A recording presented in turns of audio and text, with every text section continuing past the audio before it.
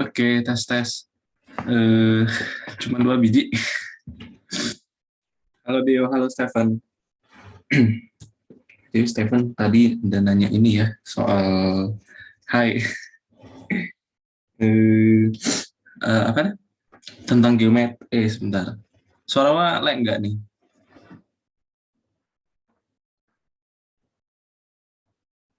Belum ganti jaringan sih.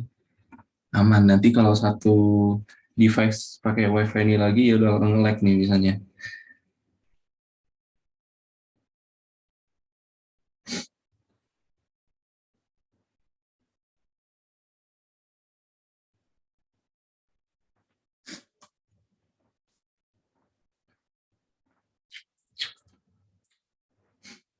Area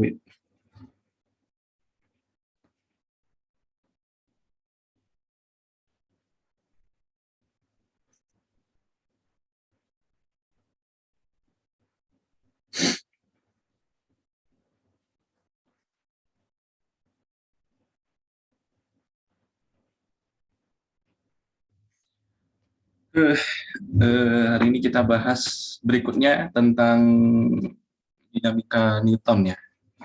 Dinamika hukum Newton.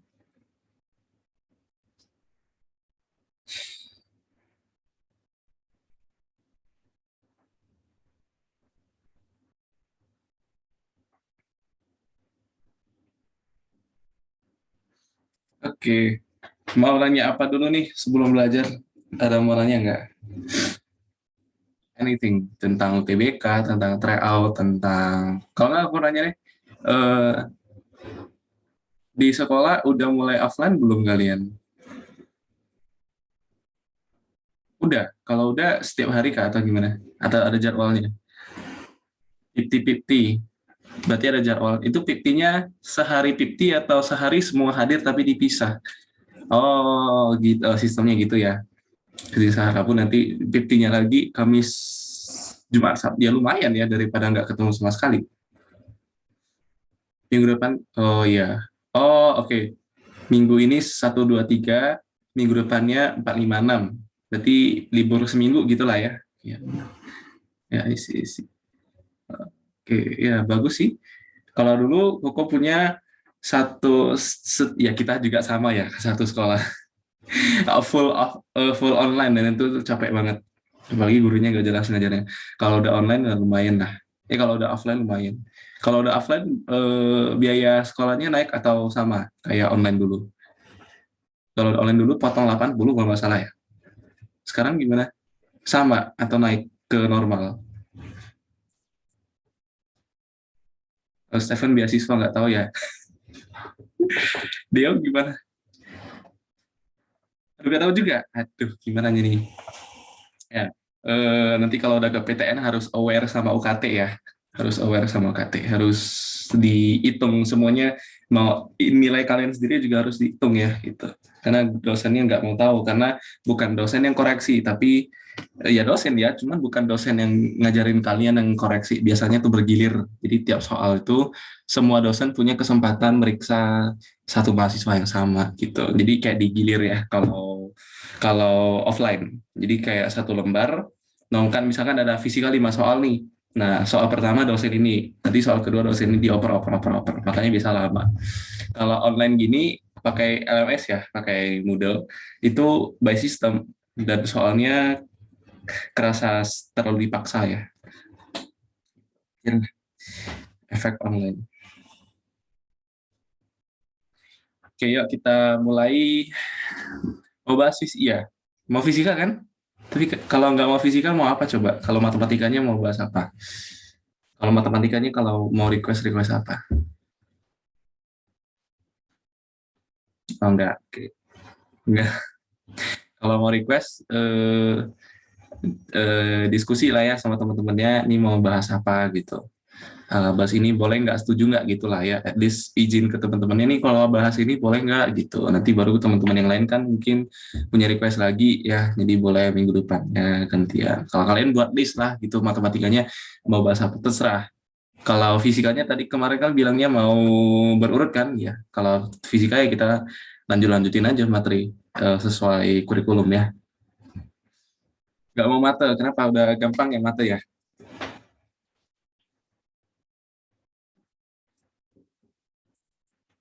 Oh nggak suka, oh nggak suka.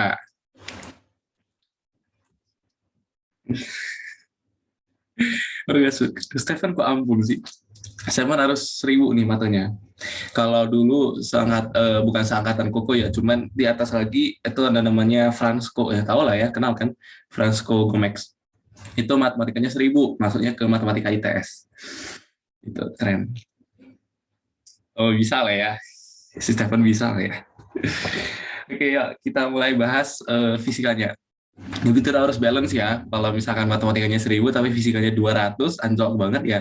Sama, gitu. Karena di setiap universitas tetap ada fisika dasar, tetap ada kimia dasar. Kalau itu nggak lewat, ya nggak lewat tingkat satunya gitu. Balance.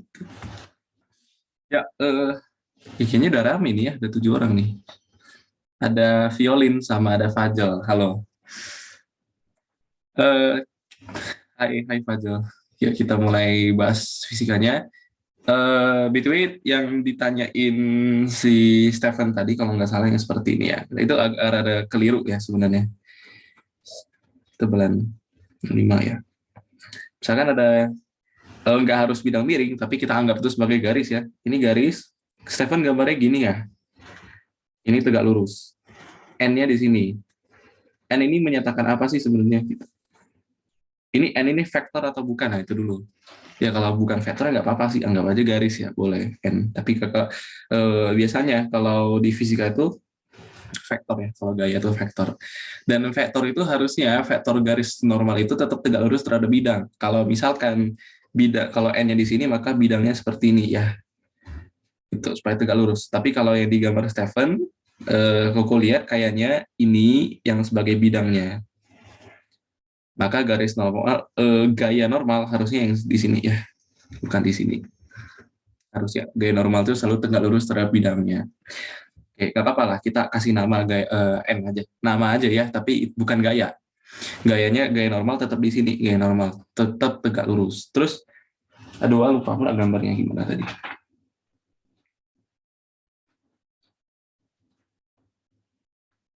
Jadi kalau nggak salah mau nanya proyeksi vektor ya.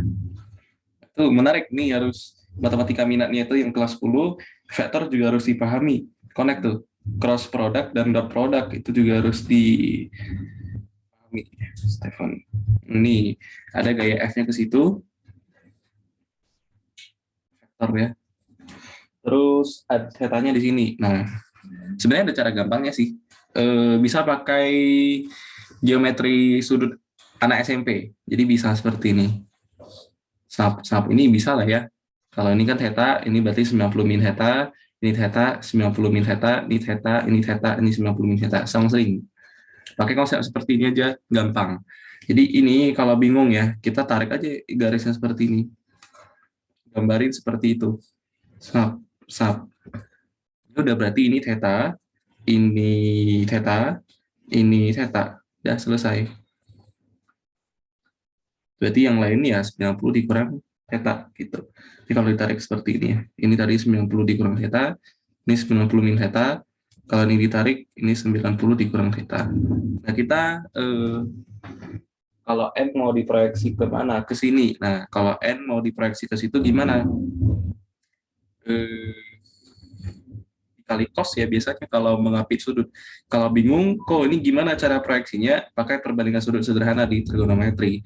Misalkan ini kalau kita proyeksi ke situ, proyeksi ini konsep vektor juga ya. Jadi proyeksi itu gimana sih kok maksudnya? Ini kok hapus. Kalau misalkan kita punya vektor ini apa namanya sih, ekor ya istilahnya ya. Ini kepalanya, katakanlah vektor A. Proyeksi vektor A terhadap bidang X. Nah ini bidang X yang mana kok ya? Misalkan ada vektor lain lah gitu, ini vektor B gitu. Proyeksi vektor A terhadap vektor B berarti apa kok? Tarik aja A-nya ke B, tegak lurus. Namanya proyeksi tetap tegak lurus. Sama seperti di bidang dimensi 3 kelas 12 kan baru dipelajari semester 1. Proyeksi itu tarik satu titik tegak lurus ke titik yang dituju. Jadi kalau proyeksi A ke B berarti tarik ujungnya di sini ke bawah, ke B ya, ke B. Kebetulan B-nya di sini ya pas tegak lurus di situ. Maka yang ini namanya proyeksi vektor A terhadap vektor B. Gitu. Nah, jadi proyeksi tetap kalau misalkan kalau dari sini ke sini proyeksinya gimana? Ini misalkan vektor kan panjang ya. Panjang terus. Nah, kita proyeksikan situ ke sini. Berarti seperti ini. Oh, salah. Berarti seperti ini. Supaya harus tegak lurus ya intinya gitu. Nah, gitu. Tegak lurus. Ini theta kan. Nah, berarti pakai kalau nggak mau bingung kan, berarti vektornya kan yang di sini ya. Jadi cari. Cara carinya gimana? Ya pakai trigonometri sederhana. Jadi kan kalau kita gambar di sini, ini ribet ya, tapi hafal aja intinya kalau mengapit sudut cos biasanya. Ini N. Ya, kalau ditanya ini berapa? Berarti cos theta samping, anggaplah X samping per miring. Nah, berarti X itu adalah N dikali cos theta. Ini lebih biasa lama-lama jadi hafalan. Oh, kalau mengapit sudut ya jadi cos gitu. Jadi di sini N di cos theta, vektor N nya. Gitu. Udah paham, Stephen? Like, yang lain like nggak? Oh, ya. Stephen oke, paham ya. Yang lain paham nggak? Lumayan paham. Ya, jadi matematika fisika itu satu paket ya. Jadi jangan dipisahkan.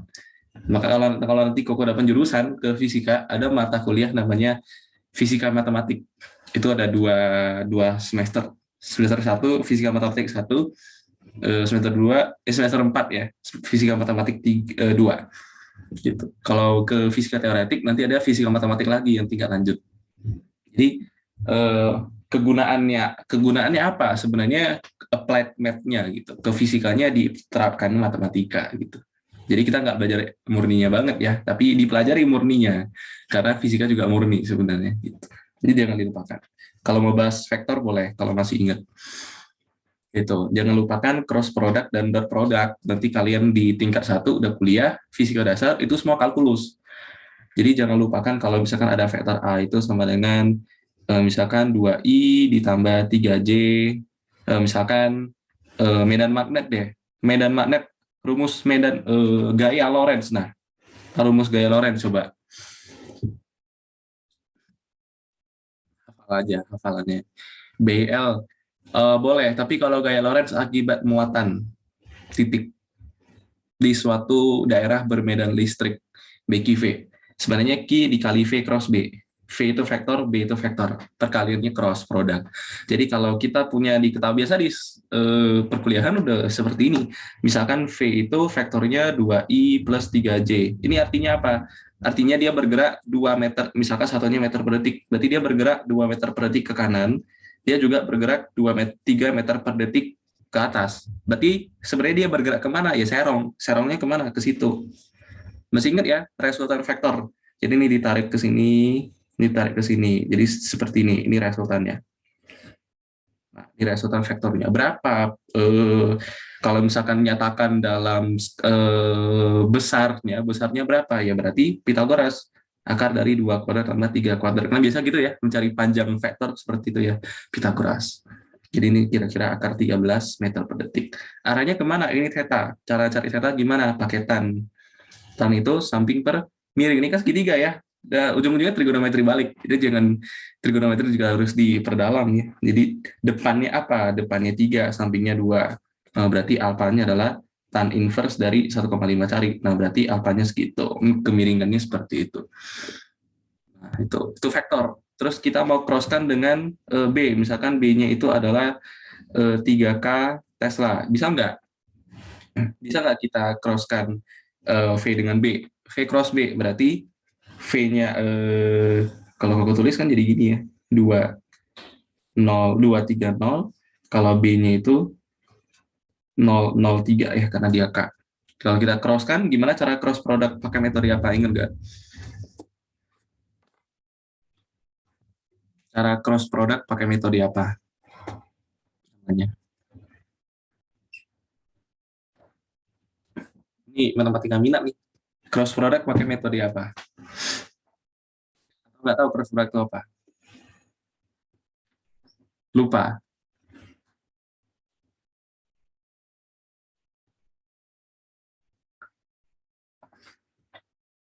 Vektor itu bisa dikali. Perkalian antar vektor itu ada dua jenis. Pertama adalah dot product, kedua adalah cross product. Dot product itu yang seperti apa kok? Dot product itu yang menghasilkan skalar ya. Jadi kita punya vektor kali vektor secara geometris agak susah. Aku belum paham sampai sekarang itu gimana. Tapi secara teoritis ya, vektor bisa dikali. Cara mengalinya itu ya tergantung perkaliannya itu adalah dot atau perkaliannya cross. Apa bedanya? Kalau perkalian dot itu ya namanya juga dot berarti atau namanya skalar, sebutannya skalar. Artinya apa? Perkalian yang menghasilkan suatu konstan. Jadi dia nggak punya arah gitu. Jadi misalkan kita punya vektor A itu 2i ditambah 3j plus 4k misalkan. Kita punya vektor B 3i min 4k misalkan. Cara mengalikannya gimana kalau cross product? Berarti vektor A dot vektor B itu sama dengan ya seperti biasa. Ambil 2, 3, 4 dot 3, 0, min 4. Langsung dikali sini, kali sini, kali sini. Jadi 6. Ini jadi 6 ditambah 0 dikurang 16, jadinya minus 10. Masih ingat nggak yang seperti ini? Ini biasanya hafalan di sekolah. Cara dot product itu seperti ini. Tapi kenapa bisa seperti itu? Ya juga lupa ya rumput ini gimana. Tapi A dot B itu menghasilkan panjang vektor A dikali panjang vektor B dikali cos alpha. Ini nggak dot lagi lah ya. Jadi dikali pahami dot pula. Jadi biasa mencari cos alpha sudut antara dua vektor pakai memanfaatkan sifat perkalian dari dot product.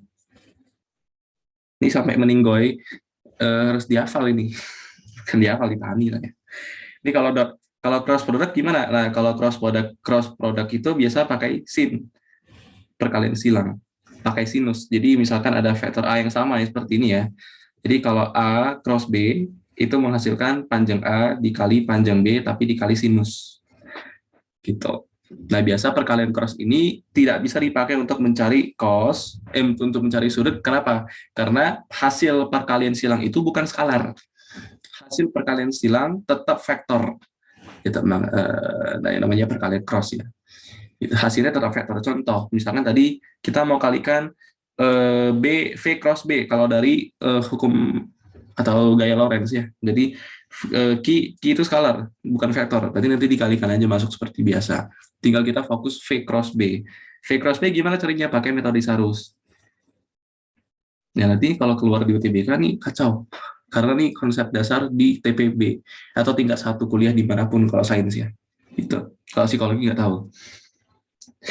Oke, jadi mengalikannya gimana? Pakai metode Sarus. Caranya gimana kok? Berarti hasil dari V kali B kita namakan dulu misalkan Y, dan Y itu vektor ya. Karena kan perkalian silang itu menghasilkan suatu vektor. Jadi vektor Y punya vektor berarti ujung-ujungnya masih punya arah. Kalau nggak I, J ya K gitu. Jadi ini I, ini J, ini K. Nah, pertanyaan bagusnya itu adalah apakah cuma 4 dimensi? Kalau di fisika ada berapa banyak dimensi juga memungkinkan secara teoretik ya. Tapi kenyataannya cuma ada masih 3 dimensi. Bisa 4, 1 dimensi waktu. Waktu juga dimensi ya. Karena nggak bisa putar kebalik ke belakang saat ini. Sejauh ini kita tahu. Ini 230 untuk V, ini 003. Nah, ini cara ya kalau secara matriks ini namanya determinan matriks, tapi namanya metode Sarus gitu. Ini tuliskan I lagi, ini tuliskan J lagi, ini 2, ini 3, 0. Kalau ini ingat nggak? Terus ini kali ke bawah, kali ke bawah, kali ke bawah, kurangkan ini atas, atas, atas. Ingat nggak? Nah, itu metode Sarus, jangan dilupakan ya. Atau determinan matriks 3 kali 3. Jadi kalau kita kali ke bawah, sebentar ya. Warna merah pertama dulu. Warna merah pertama berarti dapatnya apa tuh? 9I. Terus kita tambahkan dengan warna merah ini kedua, 0, ini juga 0. Udah selesai. Kita kurangkan dengan yang ke atas. Determinan matriks gitu ya. Kali ke bawah, kurangkan yang kali ke atas. Ini jadi 0 juga, ini 0 juga, ini jadi 6J. Nah, jadinya 9I min 6J. Gitu. Nanti kita kalikan, ini kan si Y tadi ya. Jadi kalau dapat F tadi, F Lorentz, Q dikali Y. Jadi kalikan lagi, 9QI min 6QJ. Kenapa? Karena Q vektor, karena Q skalar. Bukan vektor, jadi kali masuk aja kayak biasa gitu. Jadi gaya Lorentz-nya punya arah seperti itu. Nah, jadi di sini kaidah tangan kanan tuh dari mana? Kaidah tangan kanan tuh dari vektor mana? Vektor cross product. Itulah mengapa kalau di SMA cuman BIL, cuman BQV. Kenapa? Karena udah tahu arahnya kemana. Karena kita tahu kalau misalkan vektor tetap 3 dimensi ya, ini X, ini Y, ini Z. Misalkan kalau kecepatan misalkan suatu muatan kecepatannya ke arah sumbu X misalkan, terus medan maknanya ke atas, maka gayanya pasti ke sini kan. B V ini nah seperti itu, kaidah tangan kanan ini kan seperti itu. Ini sebenarnya apa sih? Ya ini sebenarnya vektor cross product, dia punya sifat. Jadi kalau kita ini kan I ya, kalau vektor satuan di sumbu X itu biasa I, tapi vektor satuan arah sumbu Y itu Z, Y itu J, kalau Z itu K. Kalau misalkan kita I, jangan deh ini Y lah supaya lebih paham, ini Z, ini K, ini Y, ini J. Nah, kalau kita kalikan I cross J, maka dapatnya siapa? K. Coba deh, kalau misalkan V-nya itu 2I, kalau B-nya itu adalah 3J. Nanti hasil dari si F ini adalah sekian dari K. Makanya kenapa di SMA nggak dipakai vektor, karena udah tahu arahnya kemana. Oh, kalau misalkan V-nya ke sini, B-nya ke sini, pasti F-nya ke sini. Tinggal menghitung arahnya. Menghitung arahnya ya pakai rumus doang gitu. Gitu. Itu kelemahannya di SMA, kekurangan lah, bukan kelemahan. Kurangnya kalian belum belajar vektor. Jadi belum bisa mengumumkan sesuatu. Ya, jadi secara umum itu gaya Lorentz itu Q V cross B. Jadi ini nggak perlu pusingin kaidah tangan kanan, ini nggak usah pusingin. Tinggal masukin, nanti tinggal hitung, nanti ujung-ujungnya dapat, oh berarti arahnya I dan J. Gitu. Dan itu suatu, kalau misalkan V-nya di sini kok gimana? Ya supaya tegak lurus berarti kalikan cos theta. Jadi di sini nanti V cos theta gitu. Makanya di sini nanti Q VB sin atau cos kurva. Tapi sin cos itu jangan dihafal kalau bisa. Tapi biasanya kalau cross product itu sin ya biasanya. Kalau cross product itu sin. BL juga sama, I dikali L cross B. Nah, kalau cross berarti nanti hasilnya sinus. Gitu. Jadi ILB dikali sin theta. Tapi sebenarnya bukan ya sinus sih. Tapi sebenarnya ini juga masih ada arah ya. Bukan besar doang, tapi bisa di SMA itu cuma dikasih tahu besarnya doang. Bisa cari besarnya tapi arahnya masih ngangong-ngangong, masih belum bisa kebayang itu seperti apa sih. Kita menghitung apa sebenarnya. Ini sedikit review, kalau mau dibahas nanti mungkin next meeting. Kalau mau dipelajari sendiri boleh. Hari ini kita bahas fisika dulu. Ini sedikit pengantar lah. Ada pertanyaan dulu nggak tentang vektor? Ada yang apa sih? Ada yang nyangkut nggak gitu? Atau paham nggak? Vektor ya mirip. Sebenarnya menyatakan vektor bisa dalam bentuk matriks, tapi nggak harus. Nggak harus.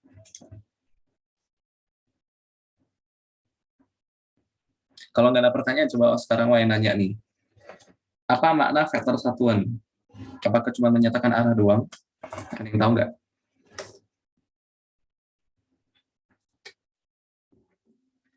Atau gini, itu dulu.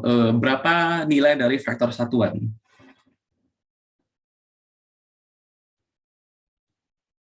Itu hafalan anak SMA biasanya. Vektor satuan nilainya berapa? 1, 0, 1 atau 0? Vektor satuan nilainya 0. Nilainya 1. Vektor satuan nilainya 1. Atau panjang dari vektor satuan itu 1. Kenapa seperti itu kok? Karena dia hanya menyatakan arah. Itu identitas, apa sih namanya? Matriks identitas ya. Jadi bukan vektor, itu beda. Vektor satuan nilainya 1. Apa itu vektor satuan? Jadi gini, vektor satuan muncul dalam notasi matematika untuk apa? Untuk menyatakan arah. Untuk menyatakan arah. Jadi semuanya bisa jadi vektor satuan. Kita punya vektor misalkan A tadi seperti ini.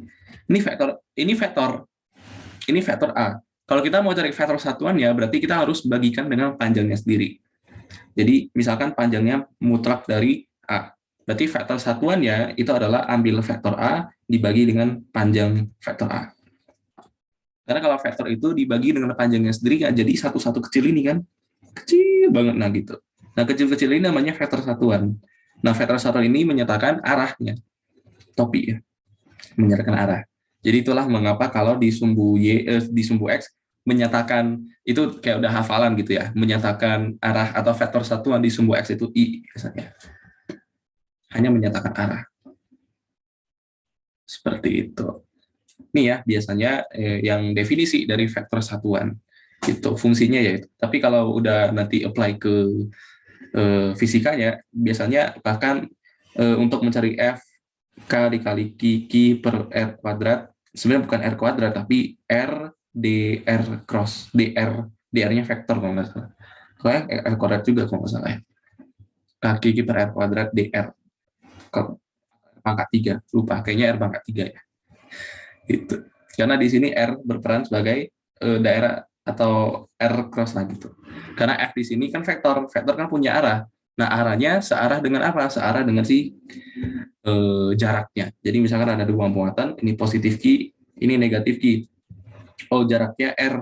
Nah, arah jaraknya, jarak punya arah jarak atau posisi itu vektor ya. Posisi itu vektor. Bahkan nanti kalau udah belajar di tingkat lanjut, luas permukaan juga vektor. Luas permukaan juga ada arahnya. Seperti itu. Rumus yang mana yang beda dengan SMA? Rumus yang ini, vektor satuan ya.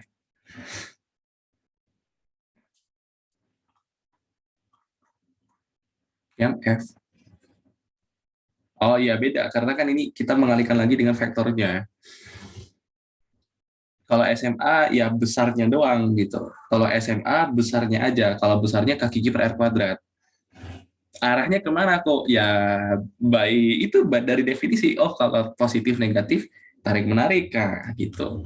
Tapi kalau yang seperti ini nggak usah lagi pusing-pusingin cari arahnya. Gitu. Ya karena kita fisika itu kan tentang keruangan ya. Jadi kalau ruang itu pasti punya dimensi. Nah, dimensi itu biasanya untuk memudahkan tuh jangan dihafal, tapi dihitung. Jadi nanti bagaimanapun, itu istilahnya kita mau umumkan segala sesuatu udah kita pelajari sebenarnya. Nggak salah kita belajar dari definisi dulu, tapi lama-lama kita harus, ya udah harus jadi pro lah, gitu. Harus udah pahami kalau menghitung itu nggak harus melulu menghafal kalau, oh ini seperti ini, nggak. Tapi dari, ini kayak matematika ya, jadi apapun itu bisa muncul hasilnya, tanpa harus kita tahu fisiknya seperti apa.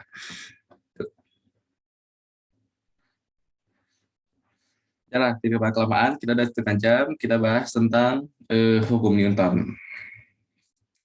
Ya. Hukum Newton itu ada berapa coba?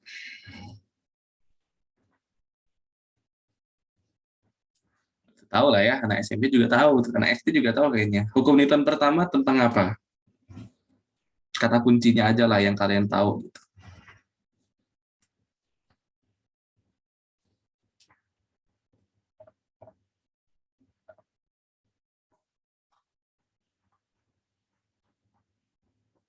Oke, Red OT. UTBK, Koko dulu di USU, di Fakultas Psikologi, ruang 18. Kursi nomor berapa, udah lupa. Fakultas Psikologi. Oke, hukum satu Newton tentang apa kata kuncinya? Atau mau bilang rumusnya, atau oh ya boleh juga. Kemalasan benda, oke. Kemalasan benda. Iya, ingatnya sigma F sama dengan 0 boleh, nggak apa-apa. Diam F-nya 0. Iya itu kata Stephen nih. Bukan nanya balik. Apakah sigma F sama dengan 0 itu selalu ketika bendanya diam? Benar nggak? Sigma F sama dengan 0 selalu ketika bendanya diam. Benar atau salah? Enggak. Kalau gitu kasih contohnya. Kapan ketika sigma F sama dengan 0 tapi bendanya bergerak?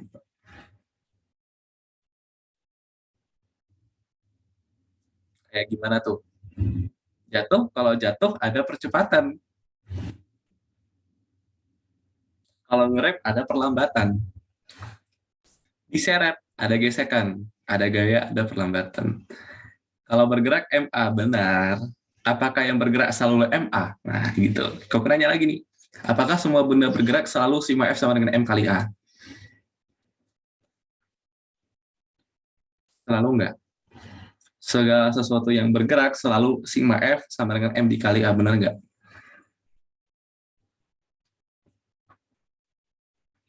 Aduh, ini anak SMP juga tahu nih.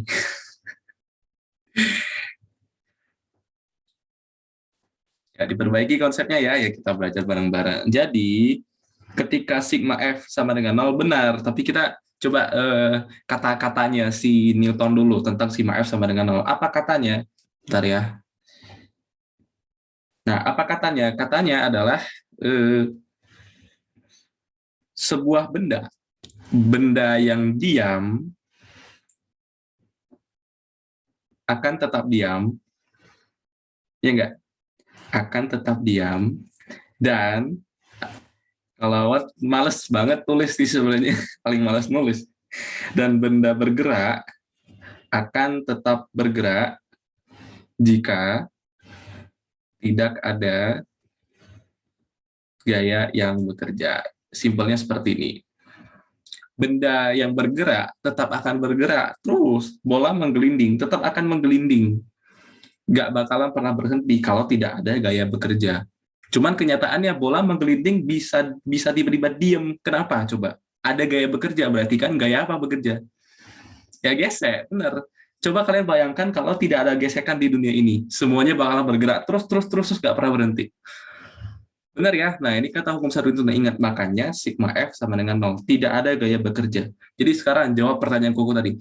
Kalau sigma F sama dengan nol, apakah selalu bendanya diam? Tidak. Ya. Karena benda yang bergerak juga bakalan tetap bergerak. Tapi bergeraknya tidak dipengaruhi oleh gaya. Makanya sigma F-nya sama dengan nol. Artinya apa? Artinya kalau tidak, kita mulai ke hukum kedua. Apa hukum kedua? Kalau benda bergerak yang punya percepatan, percepatannya itu sebanding dengan, itu sebenarnya definisi ya, rumusnya langsung aja ya. Jadi percepatan itu sebanding dengan sigma F-nya dan berbanding terbalik dengan masanya. Artinya apa? Logika ini logika banget nih, anak SD juga tahu. Ini sebenarnya intuisi yang belum pernah kita bentuk ya. Kalau kita melihat sesuatu itu secara fisiknya itu seperti apa, kita belum pernah kebentuk. Gitu. Jadi A itu sebanding dengan sigma F, artinya apa? Semakin besar gayanya, semakin besar percepatannya. Benar nggak? Semakin kuat kita nendang bola, ya semakin cepat gitu dia jalannya. Perubahan kecepatannya semakin besar. Kalau masanya besar, percepatannya kecil, ya iya. Semakin berat suatu benda, masanya besar sekali, agak sulit dia bergerak. Seperti itu dengan gaya yang sama.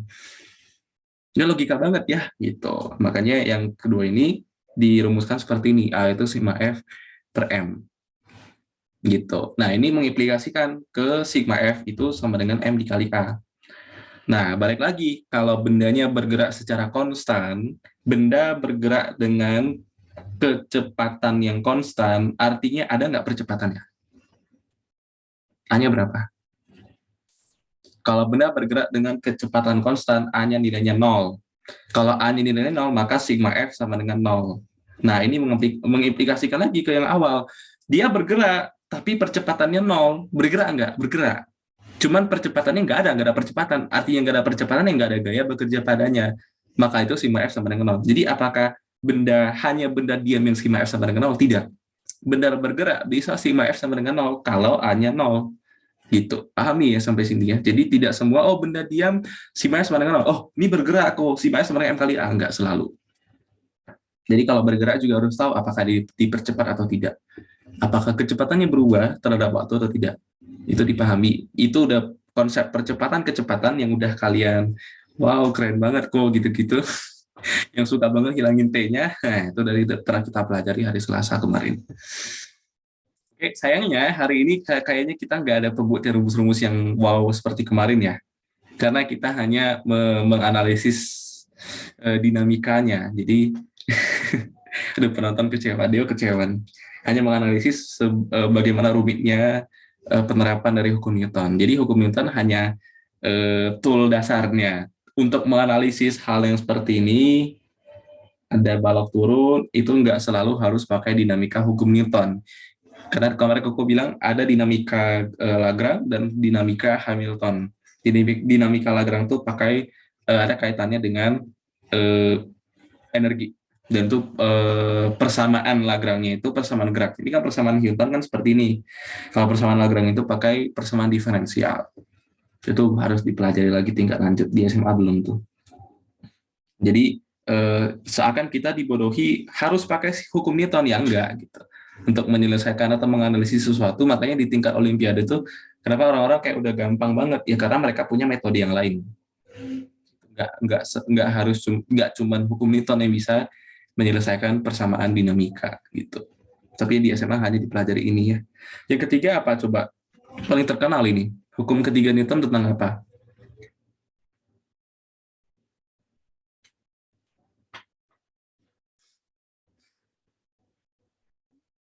Aksi reaksi benar ya. Jadi F aksi sama dengan minus F reaksi. Jadi apa yang dikasih dia bakal ini biasanya penerapannya pada gaya kontak ya. Jadi kalau misalkan kita mendorong benda, ini misalkan biasanya seperti ini ya. Ini massa 1, ini massa 2 misalkan. Kita dorongnya di M1. Kita kasih gayanya ke M1. Kita kasih gayanya ke balok M1, tapi M2 bergerak. Sedangkan kita tahu kalau benda bergerak akibat adanya gaya kan. Benda bergerak akibat adanya gaya. Nah, kita kasihnya cuma ke M1, tapi M2 juga ikutan bergerak. Berarti ada gaya dari M1. Nah, M1 memberi gaya namanya gaya apa? Gaya kontak namanya FK. Nah, gaya kontak ini, nah jadi F2 itu dipercepat. Tapi kalau kita mendorong M1, serasa M1 ini diperlambat. Kenapa? Misalkan, kalau kita mendorong M1 doang, kayaknya lebih cepat deh. Tapi kalau misalkan udah sampai sini nih, kira-kira udah sampai sini, ketemu si M2, jadi tiba-tiba makin lambat kan ya. Makin lambat berarti ada yang menghambat dia. Apa gaya hambatnya? Gaya kontaknya juga. Dari siapa? Dari balok kedua. Makanya minus di sini. Besarnya sama.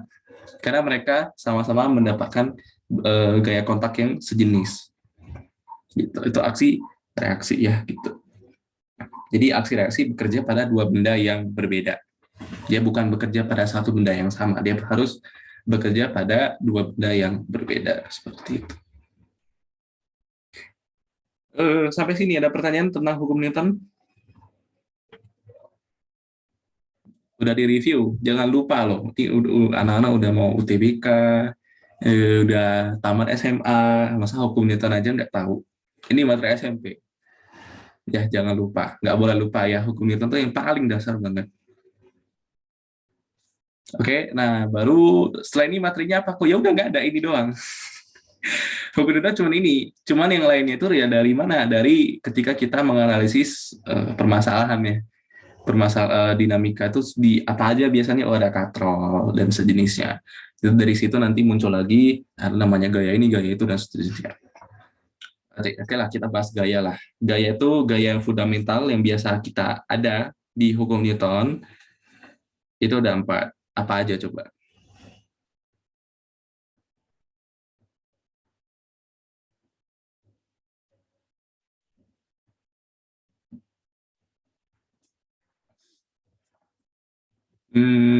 Berat, oke. Gesek, normal, tegak, benar. 4 pasti ini kalian kompak banget, ini 4 orang satu jawab satu ya. Stephen berat, Deo-nya gesek, Fajarnya normal, Karen tegangan. Lucu. Oke, benar. Yang pertama ada gaya berat. Pertama, apa beda massa dan berat? Apa beda massa dan berat?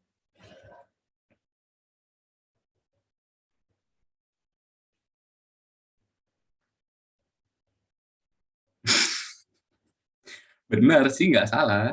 Massa itu skalar, berat itu vektor ya. Ya benar. Tapi lebih membedakan lagi apa coba? Secara fisikanya.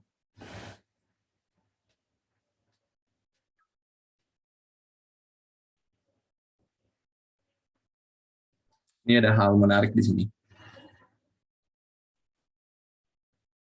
Nah, benar, Karen. Ini Karen jago fisika juga nih kayaknya ya. Berat semua. Berat, maksudnya gimana? Jadi gini, massa itu adalah suatu komponen penyusun suatu benda. Jadi ibaratnya setiap atom yang menyusun atau setiap molekul yang menyusun suatu benda, berat-berat tiap atom itu membentuk suatu massa. Gitu. Jadi misalkan ada satu batu, misalkan batu kan padat ya. Nah, penyusun batunya itu ya molekul-molekul di dalamnya gitu ya, secara kimianya. Nah, kumpulan itu membentuk ya namanya massa gitu. Jadi massa itu ya itu kecil-kecil itu semuanya digabung setumpuk, nah itu namanya massa. Jadi massa itu hal yang fundamental di semua, karena kan setiap benda terbentuk dari atom ya. Semua benda itu terbentuk dari atom. Tubuh kita juga terbentuk dari atom. Hal yang terkecil di materi yang terkecil di dunia ini ya atom gitu. Mau dia benda mati, benda hidup, benda terkecilnya atom. Jadi ibaratnya secara kasarnya setiap benda pasti punya massa. Apapun itu bendanya. Listrik punya ya punya karena listrik itu aliran arus ya, arus yang mengalir kan. Arus mengalir berarti punya elektron. Elektron punya apa? Punya massa gitu. Kalau cahaya, cahaya punya massa enggak? Pertanyaan bagus. Cahaya punya massa enggak? Udah belajar relativitas kan di sekolah? Coba, cahaya itu bermassa atau enggak?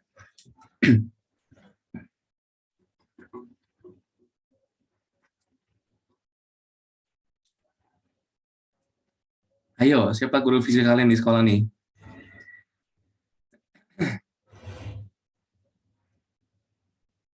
Oh, guru baru. Siapa namanya? Jago nggak ngajarnya? Oh, iya, ini. Oke, dibanding dibanding Joshua gimana? 11-12. Oh, dibanding Joshua 11-12. Oh, Joshua nggak dibanding Yohana gimana coba? Lebih bagus Yeni atau Yohana? Ini oke. Ini kayaknya ya. Yaitu ya bagus lah. Kalian belum nggak ketemu sama nggak sama nggak bagus ya kayaknya ya. Aduh, udah pecat lagi cari cari guru yang lain yang lebih berkualitas. Setuju ya sama sama nggak bagus. Oke. Eh, jadi kalau udah bahas tentang relativitas, cahaya itu dikatakan jadi gini loh, adalah gua lupa alur alur ngajar alur ceritanya gimana, tapi intinya katanya cahaya itu cahaya tidak bermassa ya sebenarnya. Cahaya tidak sebenarnya tidak bermassa. Tapi kenapa cahaya bisa menumbuk sesuatu? Jadi itu di efek fotolistrik. Nanti kalian pelajari di fisika kuantum. Kenapa kalau suatu plat logam disinari cahaya pada frekuensi tertentu ya. Jadi cahaya itu kan gelombang. Cahaya itu ada dua, nah itu namanya dualisme gelombang partikel. Cahaya itu bisa bertindak sebagai partikel, itu benar, dan cahaya bisa bertindak sebagai gelombang. Bertindak sebagai partikel artinya dia punya massa, benar kata Karen. Tapi bukan di relativitas, itu di fisika kuantum. Ditemukannya oleh eh, Broglie kalau nggak salah. Tapi pronounce-nya bukan Broglie, karena kalau nggak salah bahasa Prancis ya. De Broglie kalau nggak salah, cara pelafalan Broglie. Bukan Broglie, tapi De Broglie kalau nggak salah. Cahaya sebagai gelombang ini di apa ya, bukan ditemukan, tapi dianggap pada zaman Einstein, pada zaman Newton itu, cahaya itu gelombang, sama seperti bunyi. Sama seperti bunyi, cahaya juga gelombang. Tapi pada suatu saat ada eksperimen namanya fotolistrik. Nah, di sini baru ditemukan kalau kenapa sih karena kalau secara nanti kita pelajari, nah kita bahas kalian belajar dulu tentang fisika kuantum. Bagaimana itu biasanya kalau di sekolah tuh tinggal dihafal apa yang ditemukan di fisika modern ini oleh si Einstein, tapi yang tidak bisa dijelaskan oleh mekanika Newton. Itu kalau nggak salah tuh teori-teori doang. Yang pertama, nggak ada kebergantungan dari intensitas. Intensitas cahaya tidak berpengaruh, padahal di mekanika Newton katanya harusnya intensitas berpengaruh. Semakin terang cahayanya, elektronnya bisa lepas semakin besar. Tapi kenyataannya, ketika efek fotolistrik ini dilakukan eksperimen, semakin terang itu elektronnya nggak bisa lepas gitu. Masalah lepas atau tidaknya elektron bukan dipengaruhi oleh intensitas, tapi intensitas hanya berpengaruh pada seberapa banyak elektron keluar. Semakin terang, semakin banyak, semakin gelap, semakin sedikit. Tapi apakah gelap banget, cahaya atau sinar yang gelap banget, apakah memungkinkan elektron muncul? Bisa, elektron lepas bisa. Tapi kata mekanika Newton nggak bisa. Itu. Karena yang dilihat Newton itu hanya dilihat matanya, padahal nggak seperti itu. Gitu. Nggak semuanya yang dilihat oleh mata bisa dijelaskan, nggak. Ada hal yang nggak bisa dilihat mata, tapi bisa dijelaskan. Itu sama seperti atom. Tahu nggak atom itu gimana bentuknya? Atom itu yang seperti ini ditemukan oleh siapa? Si Bohr ya, terakhir ya. Yang menyarankan, ini menyarankan, bukan bentuk atom asli. Bentuk atom asli tidak seperti ini. Ada sejarahnya. Jadi kalau nggak salah, ada penemuan elektron dulu, baru muncul yang si Bohr ini. Katanya elektron itu mengelilingi intinya atau nukleonnya ada proton dan neutron. Gitu. Nah, ini kenapa bisa seperti ini? Karena ada penemuan elektron dulu. Dulu-dulu pada zamannya si Dalton, Dalton katanya atom itu bulat kosong pejal, bola pejal kosong doang. Karena belum ada istilah proton, belum ada istilah neutron, belum ada istilah elektron. Bahkan setelah proton ditemukan, masih belum ada istilah elektron. Makanya kayak roti kismis ya kalau eh, si Thomson kalau nggak salah ya. Kalau si Rutherford baru mulai ada elektron, tapi masih belum lengkap. Katanya elektron tuh masih tersebar di antara positif dan negatif. Gitu. Baru mulai si Bohr yang terakhir itu katanya elektron tuh bisa lepas, tapi proton nggak bisa lepas. Artinya elektron melintasi si proton. Dia punya lintasan, makanya dia bisa lepas dan dia bisa berpindah. Ini pembahasan apa? Fisika inti ya. Setelah fisika kuantum selesai, baru belajar fisika inti tentang hal yang nggak bisa kita lihat, tapi kita pelajari tentang apa? Atom. Jadi kalau dosen Koko di dosen kimia dasar, belajar kimia itu buta. Kita nggak tahu apa yang kita hitung. Kita nggak tahu apa itu atom seperti apa. Kita hanya bisa berimajinasi. Tergantung imajinasinya yang disarankan oleh siapa. Kita sekarang kita memakai imajinasinya si Bohr yang paling masuk akal. Dari segala fenomena yang terjadi, kira-kira yang paling cocok atom itu bentuknya seperti ini. Tapi aslinya seperti ini nggak ada yang tahu. Kata Yeni, atom itu si kecil yang menyenangkan. Ya, seperti itulah kira-kira ya. Oke, apa sekarang bedanya massa dan berat? Sorry, entah kemana-mana jadi pembahasannya. Apa beda massa dan berat jadinya? Massa dan berat benar katanya dipengaruhi oleh gravitasi. Benar sekali. Berat itu dipengaruhi oleh gravitasi. Tapi apakah... ya benar sih ya, benar juga. Tapi ada di suatu saat tertentu, berat itu bisa sama dengan massa loh. Seperti apa kok contohnya? Ketika beratnya nol, apakah massanya nol? Ya enggak. Artinya dia tidak mengalami gravitasi ya intinya, bukan berarti sama dengan massa ya. Jadi ada suatu hal, jadi perumusannya kan Fm kali A ya. Jadi kalau berat itu berarti akibat apa? Gravitasi M kali G. Dan biasa dinamakan sebagai W ya. Weight. Weight artinya berat. Ada suatu hal yang perlu kalian ketahui, kalau kita punya timbangan neraca pegas atau yang digantung gitulah ya. Ini misalkan neracanya, ini ada bacaannya, ini gantungannya, ini kita gantungkan suatu benda. Nggak usah pakai pegas ya. Nah, gitulah. Pegasnya di dalam neracanya. Gitu. Kalau ini diam, ini ada gantungannya, ini digantung nih ya. Maka ini punya berat misalkan 50 Newton. 50 Newton berapa kilo berarti? 5 kilo ya. Oke.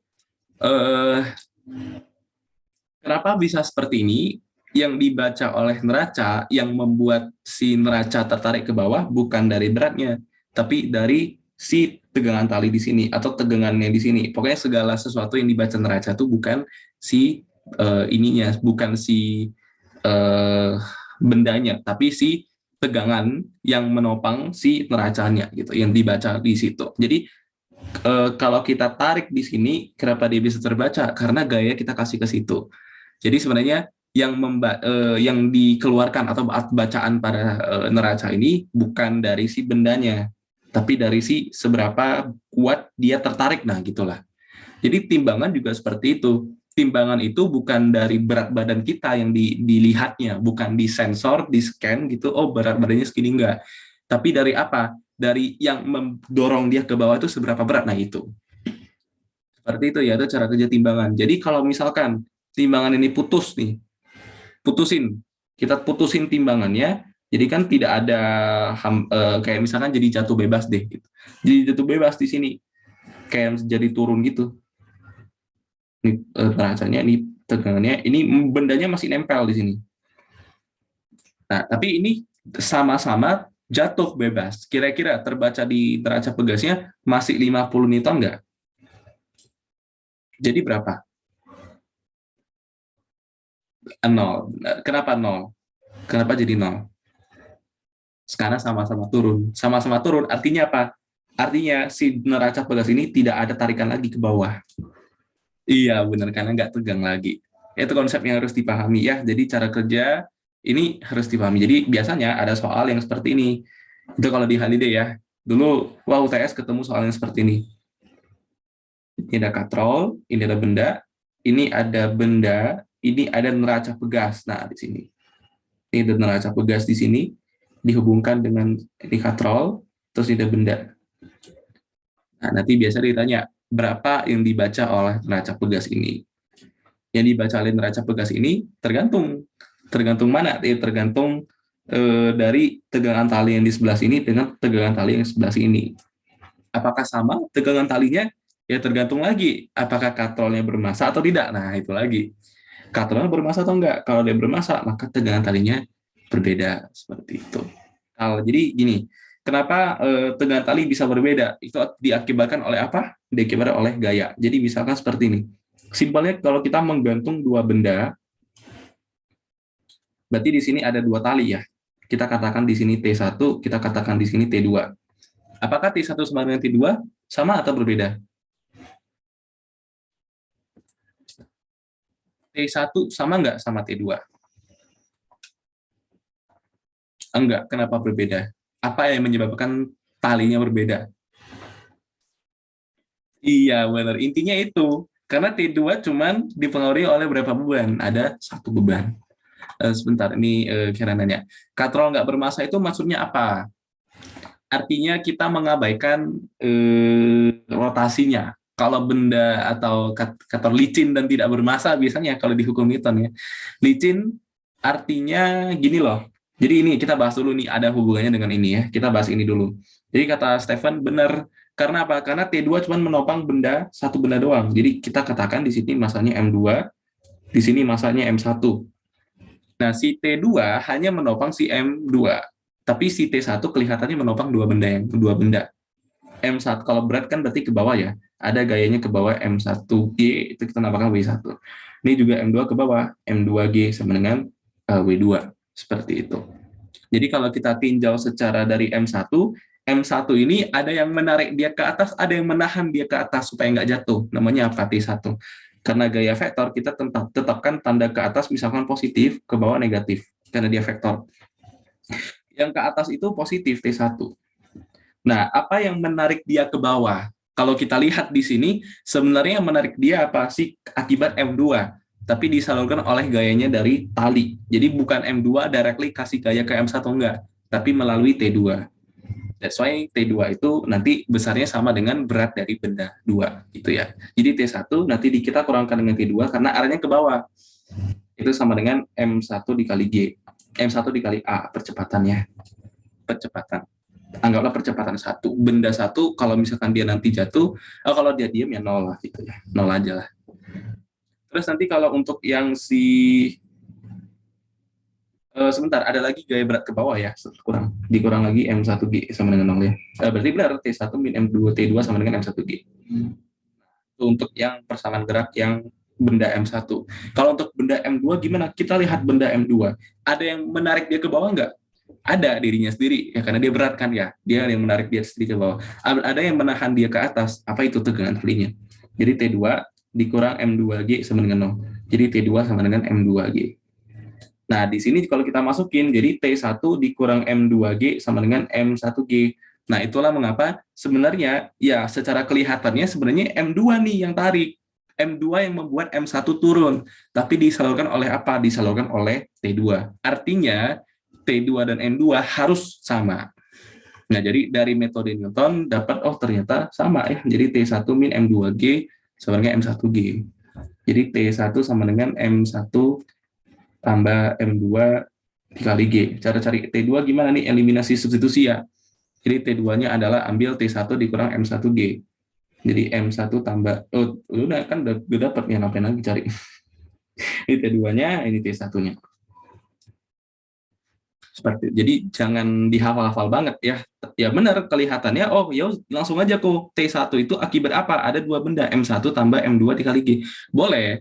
Cuma harus dipahami kenapa bisa seperti itu. Karena kan M2 kan nggak kontak langsung dengan M1. Tapi melalui apa? Melalui T2, seperti itu. Nah, sekarang itu terjawab ya. Jadi, belum terjawab, tapi konsepnya kita pakai di sini. Nah, jadi intinya apa? Intinya tegangan 1 dan tegangan 2 tidak sama.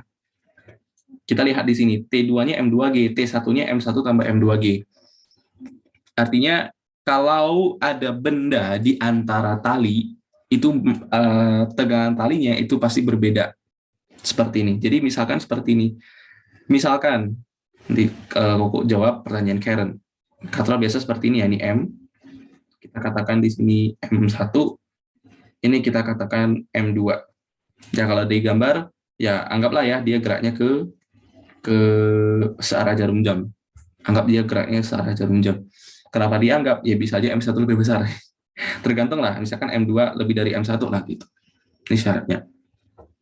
Kalau katrolnya bermasa, ini ada masanya M besar, seperti yang di sini, di tengah-tengah ini ada pengecoh, ada massa di tengah-tengahnya.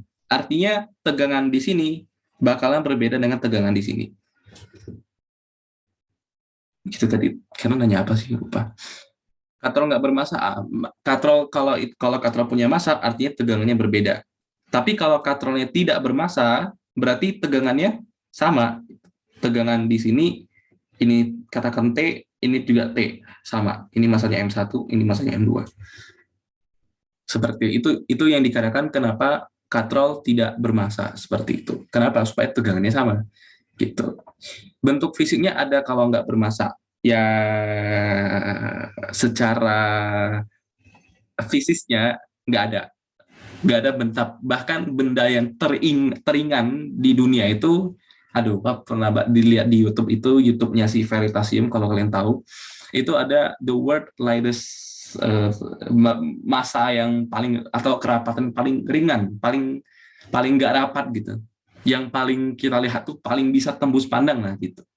Itu ada satu benda namanya, dan itu kan masih punya massa, cuman kecil. Jadi secara fisik nggak ada benda yang nggak bermassa, semuanya punya bermassa. Iya, kenapa? Karena kalian belum belajar tentang dinamika rotasi. Karena kalian kan masih kelas 10. Materi itu yang karena kalau katrol bermassa nih, katrol berbasa, katrol pasti ikut berotasi. Dia nggak licin itu doang, nggak gitu. Kenyataannya kalau kita ini turun, ini naik, katrol akan putar kan ya.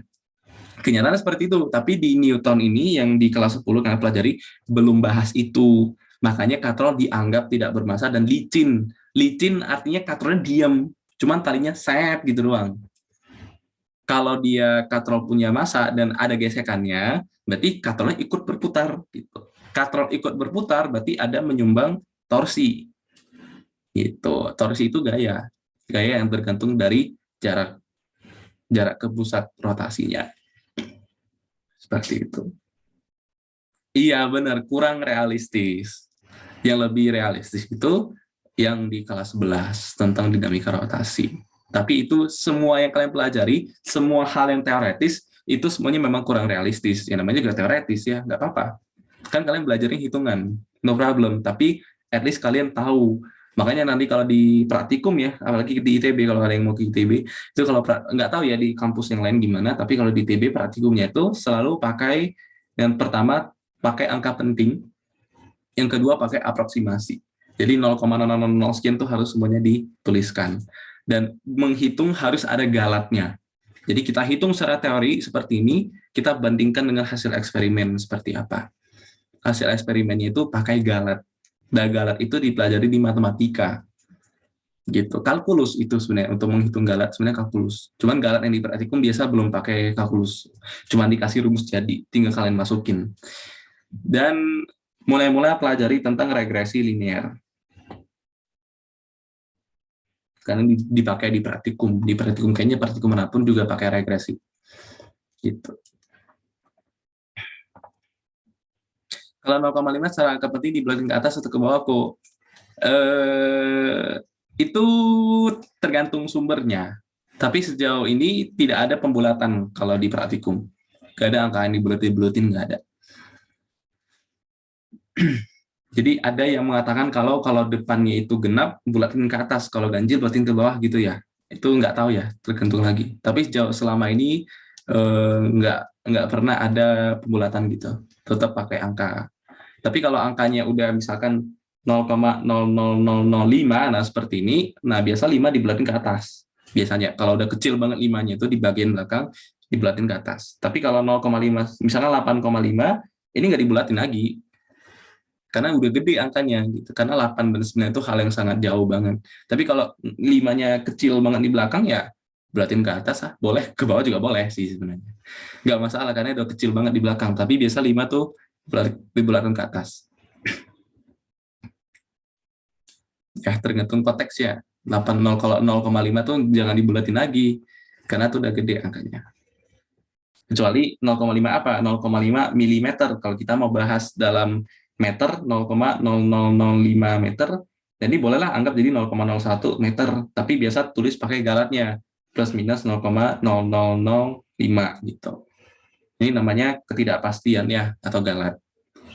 Galat tuh hitung galat tuh bukan kalau dari eksperimen ya oke lah galatnya plus minus gitu. Kalau dari teoretik menghitung galat itu karena galet itu banyak belajar integral untuk mengaproksimasi nilai dari suatu fungsi juga dihitung galetnya berapa karena teoretik itu bukan hasil kenyataan tapi menghitung hasil pasti nggak bisa menghitung aproksimasi bisa pakai integral turunan bisa pakai deret bisa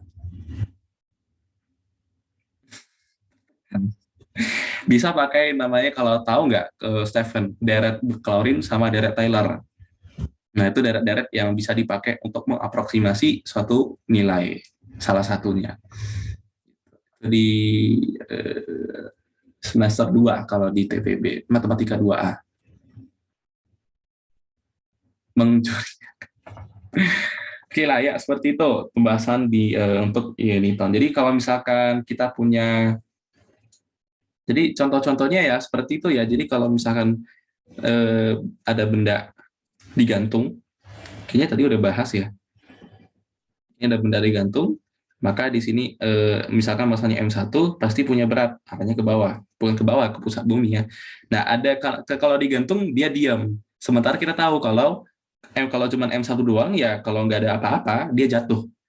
Tapi kalau kenapa bisa seperti ini? Karena kenapa dia bisa diam? Karena ada yang menghambat dia ke atas, ada yang ibaratnya menarik dia lagi ke atas dan dia nilainya sama supaya dia diam kan ya gitu supaya nggak ada percepatan itu ada sesuatu yang menarik ke atas dari mana tali ini jadi T sama dengan M1G gitu jadi kalau misalkan ketemu ini ya contoh yang seperti tadi katakan di sini M1 di sini M2 langsung udah tahu ya udah harus langsung tahu kalau oh ini tegangan di sini T1 dan T2 itu berbeda jangan disamakan jadi nanti kita dapat T1 sama dengan kalau mau cara cepat T1 sama dengan M1 tambah M2 dikali G. Ini cara cepatnya. Kalau T2-nya berarti M2 dikali G.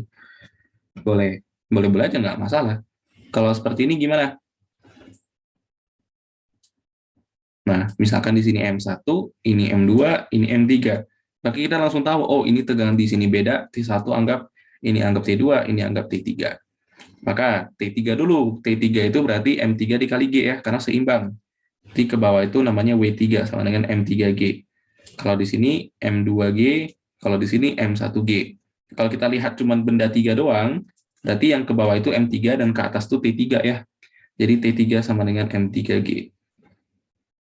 Nah, kalau kita tinjau benda 2, ada yang menarik dia ke bawah, ada yang menarik dia ke atas. Dan dirinya sendiri juga membuat dia ke bawah ya. Jadi ke atas tuh agak positif, jadi T2. Kalau ke bawah berarti negatif. Ke bawah itu M2G beratnya dan tegangan tali menarik dia ke bawah. Jadi min T3 sama dengan 0. Jadi T2 sama dengan T3 ditambah M2G. T3-nya berapa? M3G. Jadi T2-nya adalah M2 tambah M3 dikali G. Nah, ini juga logika banget ya. Jadi apa yang membuat T2 itu tertarik ke bawah ada M2 dan M3 gitu. Kenapa T3-nya habis kok? Ya karena T3 nilainya sama dengan W3 atau M3G gitu ya. Nah, sama dengan T1 nanti ujung-ujungnya dapat M1 tambah M2 tambah M3 dikali G. Ini pola, tapi jangan dihafal ya. Tapi dianalisis satu persatu. Oke, itu.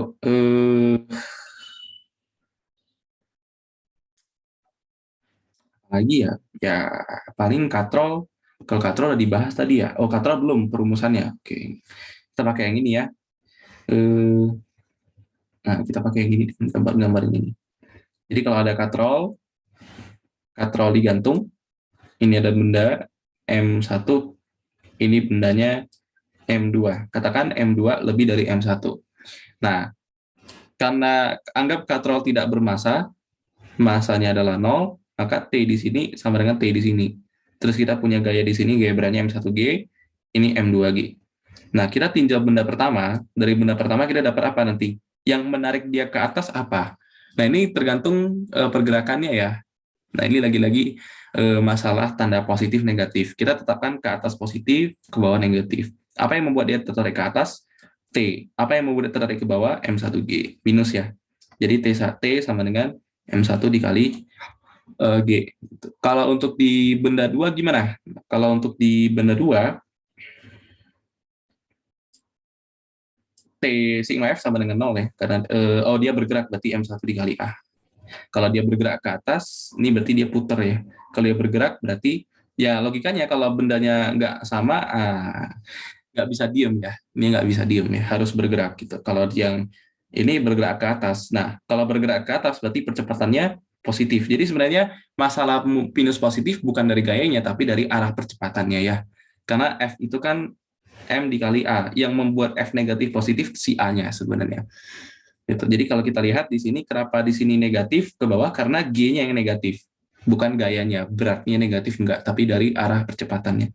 Jadi kalau di sini M1 dikali A, A-nya kemana? Dia A-nya bergerak kemana? Ke atas. Jadi A-nya positif ya. Nah kalau yang M2 kan bergerak ke bawah, berarti percepatannya searah dengan gerak benda, ke bawah juga.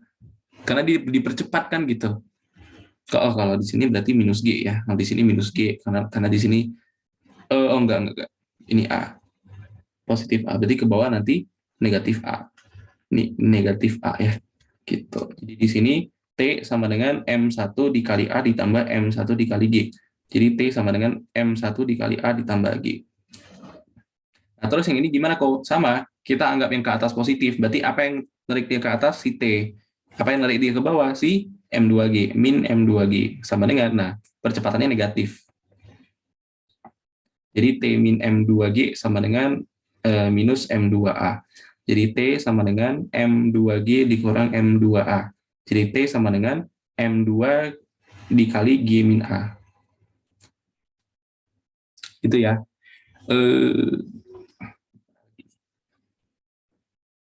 Oke, biasa dicari apa sih percepatan. Nah, untuk mencari percepatan yang kita samakan. Ini persamaan pertama, ini persamaan kedua. Cari-cari persamaan ini ya substitusi. Jadi T substitusi ke sini, nanti dapatnya M1 dikali A atau gini. M1A ditambah M1G sama dengan M2G dikurang M2A. Jadi M1A ditambah M2A sama dengan M2G dikurang M1G. Jadi A dikali M1 tambah M2 sama dengan M2 min M1 dikali G. Jadi nanti dapat persamaan percepatannya adalah M2 dikurang M1 dibagi M1 ditambah M2 dikali G. Nah, seperti itu. Untuk mencari tegangan tali gimana? Masukin ke persamaan 1 atau 2 balik. Jadi T itu adalah M1 dikali A, M2 min M1 per M1 tambah M2 dikali G ditambah G. Mau disamakan penyebut? Boleh. Tapi ribet ya, makin ribet nanti. Kalau mau samakan penyebut jadinya M1 dikali M2 min M1 dikali G ditambah M1 tambah M2 dikali G per M1 ditambah M2. Nah, apa yang menghabiskan di sini M1-nya ya. Jadi sisanya T sama dengan M1 dikali 2 per M1 tambah M2 dikali G. Ini persamaan tegangan talinya. Kalau mau ya udah itu aja kayaknya. Jadi ini A-nya, ini T-nya. Biasa kalau di soal dinamika seperti ini, kalau nggak A, T gitu, biasa ditanyakan. Ini paham nggak? Sampai sini paham nggak? Ada atau bingung? Soalnya krik-krik banget dari tadi, kayaknya fokus dengerin atau gimana. Paham, tapi iya benar. Makanya iya benar, mending dianalisis ya, karena di sini sedikit mesti. Oke, sekarang kita coba hal-hal yang lain ya. Hal-hal yang lain, misalkan di bidang miring misalkan. Di bidang miring kan seperti ini ya. Ini alpha misalkan. Ini ada benda nih. Kalau dia diem doang ya dia bakalan abaikan gesekan dulu. Kalau dia nggak ada gesekan, maka dia bakalan bergerak ke bawah.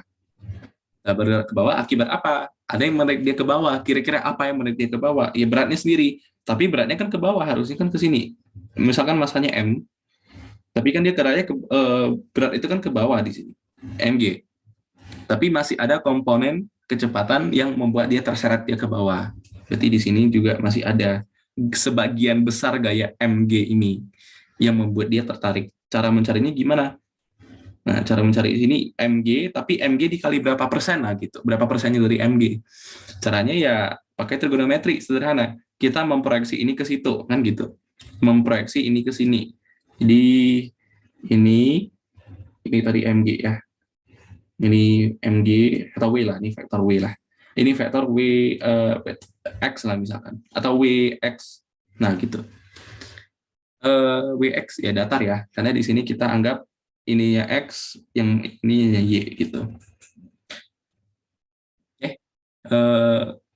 Ya boleh ya, seperti ini boleh. Nah berarti kita memproyeksi ini berarti x, berarti yang di sini nanti y ya, wy gitu. Nah untuk dari w ke wx berarti kita proyeksi, berarti tarik ke situ tegak lurus, sap. Nah gitu.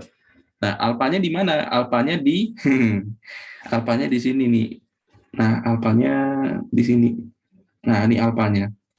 Jadi kan kayak mata angin tadi ya. Sap. Ini jadi di sini alpa, di sini alpa, di sini alpa, asal seling. Nah baru kita hapus yang nggak penting tadi. Udah belum? Berarti alpanya di sini, maka di sini 90 dikurang alpa ya. Dari sini alpa. Nah, berarti pakai perbandingan trigonometri seperti biasa, sederhana. Yang warna hitam ini, perhatikan yang ini. Tegak lurusnya di sini, siku-siku. Berarti pakai apa tuh?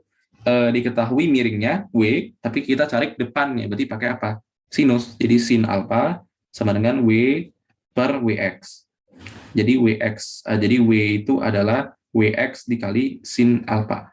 Sorry, itu balik. Depan per miring. Depannya WX, miringnya W.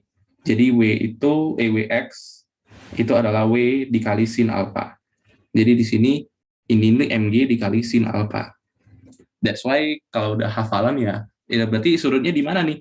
Sudutnya itu sebenarnya kalau kita tarik lagi proyeksi ke sini, ini kan alpha ya. Nah kalau proyeksi ke situ kan nggak mengapit alpanya, kalau nggak mengapit sinus. Kalau dari mg ke sini proyeksinya ke y itu, maka dia cos karena mengapit. Jadi mg dikali cos alpha. Gitu. Ya, nah sekarang kita kalau misalkan kita mau cari percepatannya ya berarti sigma F sama dengan M dikali A. Untuk percepatannya berarti karena dia bergeraknya ke bawah ya, berarti sigma Fx ya sama dengan M dikali A. Mendatar ya gitu. Berarti sigma Fx-nya adalah yang membuat dia ke bawah itu apa? Mg sin theta. Apa yang membuat dia menghambat itu? Yang nggak ada. Tapi kalau mau kita tambahkan boleh. Anggaplah ada gaya gesek Fg. Jadi dikurangkan dengan, anggaplah ke situ positif, nah yang ke situ negatif. Berarti mg sin theta-nya positif. Fg-nya negatif, sama dengan M dikali A. Nah, Fg itu apa? Mu dikali mu kinetik ya, karena dia bergerak. Jadi mu K dikalikan dengan gaya normalnya, sama dengan M dikali A. Gaya normalnya yang mana? Gaya normal tetap tegak lurus terhadap bidangnya. Nah, di sini kalau kita tinjau sumbu Y, sigma Fy sama dengan 0. Kenapa? Karena dia nggak bergerak di jauh ke atas bawah nggak kan? Tetap lurus saja gitu. Jadi sigma Fy-nya 0. Secara sumbu Y, dia nggak bergerak. Dia nggak bergerak ke atas ke bawah gitu, bergelombang gitu nggak. Dia lurus saja ke bawah. Berarti sigma Fy-nya 0. Anggap ke atas positif, anggap yang ke bawah negatif. Berarti N yang ke bawah berarti Mg cos theta sama dengan 0. Jadi N sama dengan Mg dikali cos alpha. Nah, N-nya bisa masukin ke sini. Jadi Mg dikali sin alpha sama dikurang mu K dikali Mg dikali cos alpha sama dengan M dikali A. Jadi cari A gimana? Ya, coret aja. Ini kan ada M, coret. Jadi A itu adalah G sin alfa dikurang mu K dikali cos alfa. Mu K dikali G dikali cos alfa. Ini persamaan percepatannya. Sampai sini paham? Aman nggak?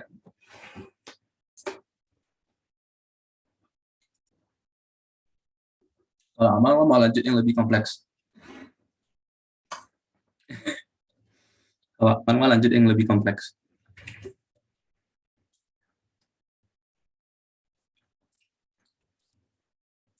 Akan bismillah.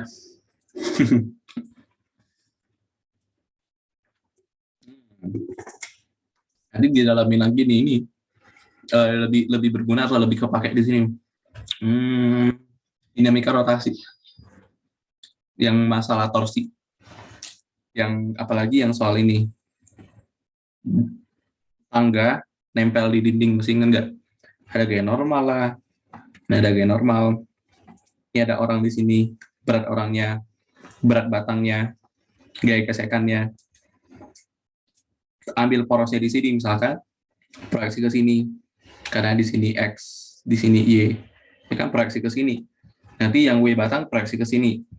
Alfanya misalkan di sini, aduh pusing. Ini kan awalnya ke sini, mau ke situ cos alfa atau enggak? Nah, gitu. Nah, itu yang sudut yang ditanya Stephen ya. Oke, kebahas ya berarti ya. Udah kejawab ya berarti. Oke, kalau gitu kita lanjut yang lebih agak kompleks sedikit. Misalkan yang seperti inilah. Kalau jangan yang miring dulu, yang datar dulu misalkan. Ini ada benda M1 dihubungkan katrol. Nah, di sini M2. Ini gampang lah ya. Kalau ini masih gampang nih.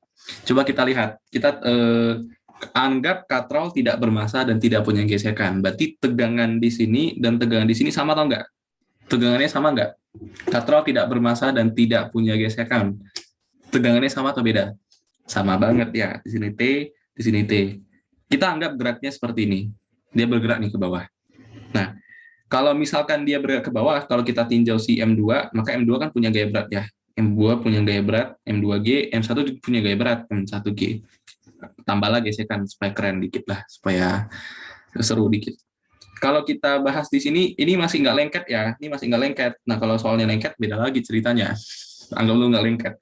Kalau kita tinjau M2, kita dapat apa nih? Anggap ke atas positif, anggap ke bawah negatif. Kalau berarti positif kemana? Ke atas T-nya.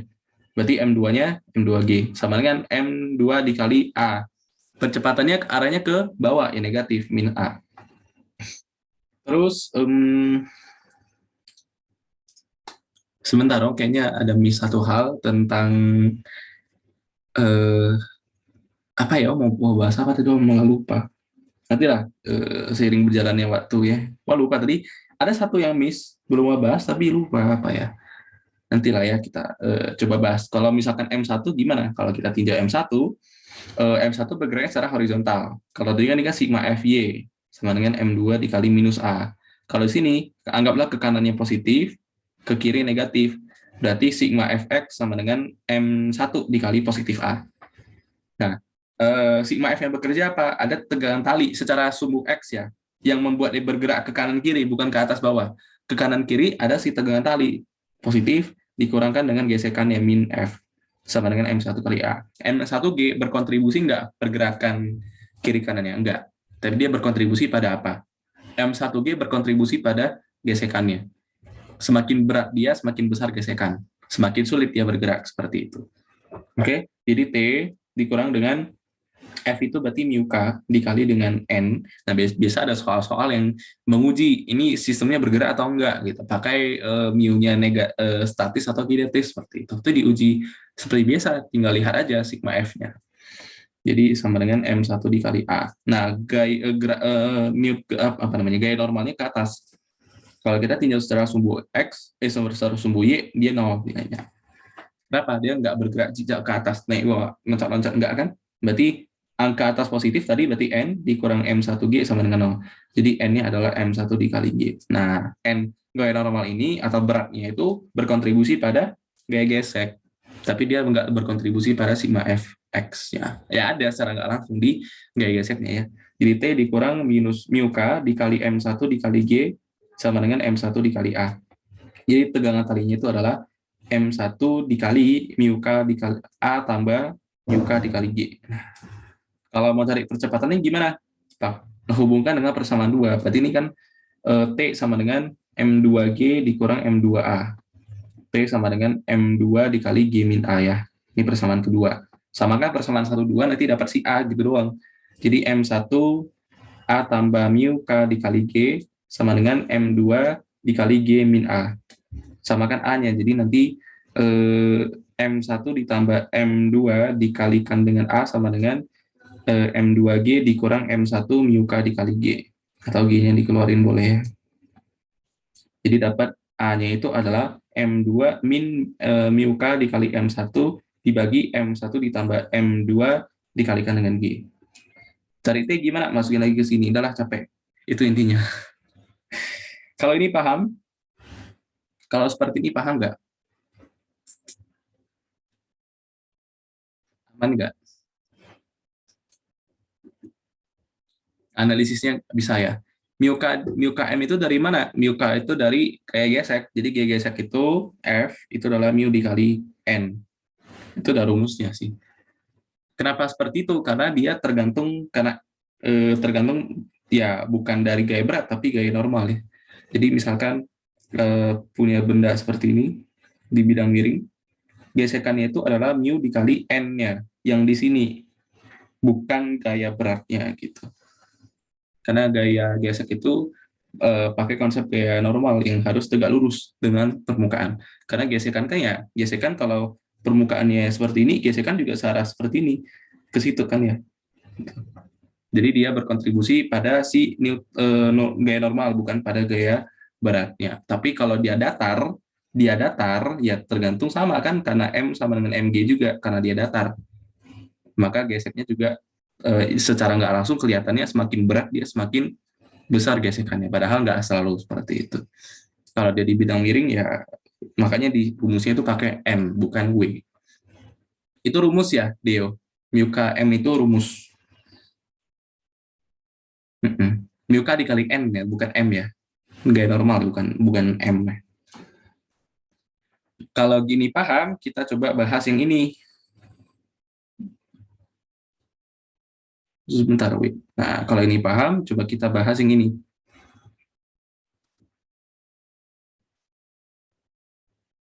Ini alfa, ini ada benda, katakan M1, di hubungan katrol di sini misalkan. Ini ada benda M2. Nah, pernah ketemu ya? Nah, ini gampang. Langsung aja ya. Di sini yang membuat dia ke bawah M1G cos alpha, sin alpha, M1G dikali sin alpha. Kalau di sini ada M2G. Anggap katrolicin tidak bermassa, tegangan di sini sama dengan tegangan di sini. Nah, kalau kita anggap, nah dia sebenarnya bergerak kemana kok? Bisa kita meramal-ramal nggak? Ya, bisa nggak bisa, karena M1 dan M2 nggak tahu besarnya berapa ya. Jadi kalau di sini kita hanya menganggap, karena kan kita di sini buat rumus. Jadi kalau pergerakannya ke sini, kita dapat A-nya positif, ternyata geraknya ke situ kok. Ya udah ganti aja A-nya jadi negatif lah seperti itu. Nah, kita anggap dulu geraknya searah jarum jam. Maka kalau benda M1 kita melihat apa? Mau tambah gesekan nggak? Boleh sih kalau mau tambah gesekan. Kalau dia bergerak ke situ, maka gesekannya kemana? Ke sini juga ya. Ini FK-nya.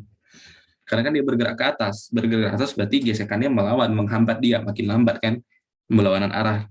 Berarti kalau di sini M1G dikali cos alpha, ini gaya normalnya. Berarti untuk benda satu, sigma fx-nya itu adalah M1 dikali A. Nah, pertanyaannya, kalau masalah tadi lupanya ini, masalah percepatan. Kalau di soal-soal yang sebelumnya, kita semua anggap percepatan di sini sama dengan percepatan di sini, besarnya sama, arahnya yang berbeda. Sekarang mau nanya sama kalian, kapan ketika percepatannya berbeda?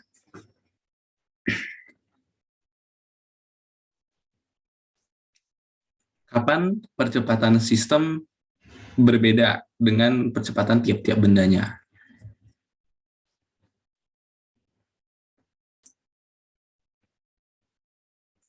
Ini ada sedikit kebahas di yang tadi, tapi dia nggak bergerak. Ada yang tahu nggak? Ini sama kok. Nah, di sini ini percepatannya sama. Tinggal kita pakai M1 dikali A. Ini juga A. Nah, makanya kita substitusi dapat A yang sama. Kenapa A-nya sama? Nah, pertanyaan seperti itu. Kenapa percepatannya sama? Kalau kalian bilang karena satu tali kok, benar-benar aja. Kalau di kasus ini, kalian bilang satu tali kok sama. Tapi untuk katrol yang tidak bermassa dan tidak yang licin. Gitu. Tapi kalau katrolnya punya massa, tegangannya berbeda. Kalau tegangannya berbeda, udah bilang nih jawabannya. Kalau tegangannya berbeda, maka percepatannya berbeda. Percepatan sistem berbeda ketika tegangannya ya berbeda gitu. Tegangan berbeda karena apa? Karena ada pemisah di sini, ada massa gitu. Jadi kalau misalkan ketemu soal yang ini masih belum ya, ini masih belum. Kalau mau bahas ini juga bisa. M1 kurang zoom kayaknya.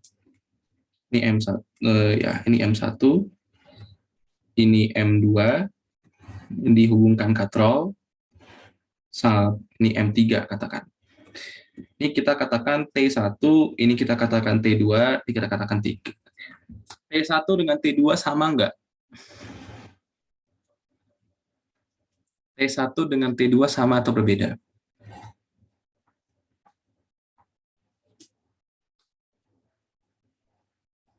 Beda. Sama atau beda? Stephen katanya sama. Karen beda. Mana yang benar? T1 dengan T2 sama atau berbeda? Deo sama. Oke, jangan ada gesekan dulu biar kelihatan nanti rumusnya ya. Terus kalau T2 dengan T3 sama nggak?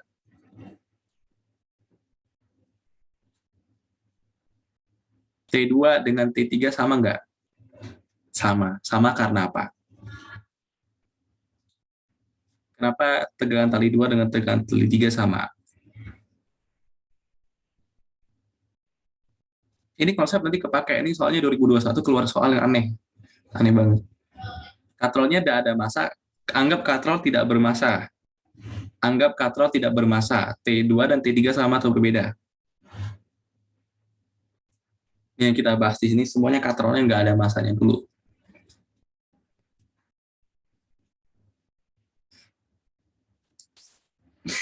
Oke. Mas sama beban M3. Oke, jadi gini. Dari contoh yang ini tadi, kita tahu kalau tegangan di sini sama dengan tegangan di sini. Kenapa? Karena katrolnya tidak bermassa. Intinya tegangan tali bisa sama karena di tengah-tengah itu nggak ada yang memisahkan mereka. Intinya itu. Nah, jadi kalau di sini perhatikan M2 dan M3. Anggaplah T1 nggak ada, putus gitu, putusin dia. Tinggal ada T2 dan T3. Berarti sama nggak percepatannya, tegangan talinya? Tegangan talinya sama. Tegangan talinya sama, berarti percepatannya juga sama. Ini benar, berarti A2 sama dengan A3. Sekarang, nanya lagi, T1 dengan T2 sama atau beda? Kenapa beda?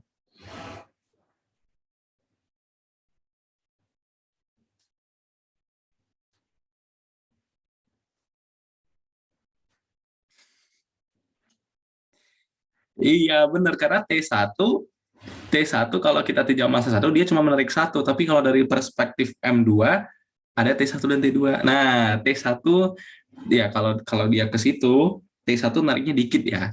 T2 yang nariknya banyak. Nah, gitu. T2 narik ada dua beban kalau dia bergerak, tergantung geraknya ya sebenarnya. Kalau dia bergerak secara jarum jam, T2 yang narik banyak nih. T2 narik M2 dan M1 gitu. Tapi kalau T1, kita lihat T1 doang, kalau dia bergerak ke situ, dia cuma narik M1 doang. Itulah makanya tegangan talinya berbeda. Seperti itu ya, harus dipahami. Karena apa? Kalau dia satu tali doang, M2-nya nggak ada, ya T-nya sama dengan T3. Tapi karena di tengah-tengahnya ada massa, ibaratnya kalau kita ganti dulu jadi katrol, katrolnya bermassa, jadi T-nya berbeda gitu. Analoginya untuk menghafal. Jadi kalau kita nggak usah bingung kalau sama atau enggak, kita tinjau aja dari rumus. Jadi kalau kita gerak ke kanan nggak positif. Jadi T1 sama dengan M1 dikali G. Anggap gak ada gesekan dulu ya. Nah, kalau kita tinjau M2 gimana? Nih M1 kita dapat tadi T1 sama dengan M1 dikali G. Kalau tinjau massa 2 gimana? T2 dikurang T1 sama dengan M2 dikali A. Nah, kalau T1 dengan T2 berbeda, ini kan T2 sama dengan T1 ditambah M2 dikali A. Nanti kan udah jelas berbeda banget. Kalau udah berbeda, maka percepatan tiap benda juga beda. Percepatan 1 dan 2 itu berbeda. Walaupun mereka bergeraknya sama-sama barengan. Barengan bukan berarti ada yang cepat, ada yang lambat. Bukan berarti semuanya sama cepatnya, tapi ada yang cepat, ada yang lambat. Karena apa? Ya tegangannya udah berbeda gitu. Yang tegangan berbeda berarti percepatan berbeda. Percepatan berbeda berarti ada yang cepat, ada yang lambat. Jadi kita namakan di sini A1, kita namakan di sini A2. Nah, ini A2 ya. Jadi T2 sama dengan M1A1 ditambah M2A2. Nah, jadi cara cari T1 gimana? Ya, T1 ini udah ketahui ya, nggak usah cari lagi. Ini T1, ini M2, yaitu T2. Nah, T2 ingat sama dengan T3, seperti itu. Jadi T3-nya itu adalah, anggap ke atas positif, ke bawah negatif. Jadi T3 dikurang, ini berarti ada gaya berat ke bawah M3G. Jadi T3 dikurang M3G sama dengan M3 dikali, nah percepatan 2 sama dengan percepatan 3, karena tegangan talinya sama. Jadi minus A3. Jadi T3 sama dengan M3G dikurang M3 dikali A3. Dan ini sama dengan T2 ya. Jadi T3 sama dengan T2. Jadi T2 sama dengan M3 dikali G dikurang M3 dikali A2. Karena A2 sama dengan A3 kan. Nah, masukin sama kan, jadi M1A1 ditambah M2A2 sama dengan M3 dikali G dikurang M3 dikali A2. Nah, kok ini kalau mau cari percepatannya gimana? Aku juga bingung gimana ya. Ya udah kita samakan dulu. Samakan dulu supaya A1-nya habis gitu ya. Kalau A1-nya habis, kita bisa pakai tegangan tali pertama. Ini cuma matematikanya doang, sisanya udah selesai. Jadi A1-nya masukin jadi apa? A1 itu T1 per M1. Jadi M1 kali A1, T1 ya. M1 kali A1 T1. Ditambah M2 langsung ya. T M1A1 dikurang M3G sama dengan jangan deh, ini dipindah. M2 tambah M3 dikali A2 sama dengan M3G dikurang M1A1. Jadi A2 itu adalah M3G dikurang M1A1 dibagikan dengan M2 tambah M3. Nah, cara cari A1 gimana? Bentar, T-nya, ini T ya. Ini T. Nah, gitu. Dibagikan dengan M2 tambah M3.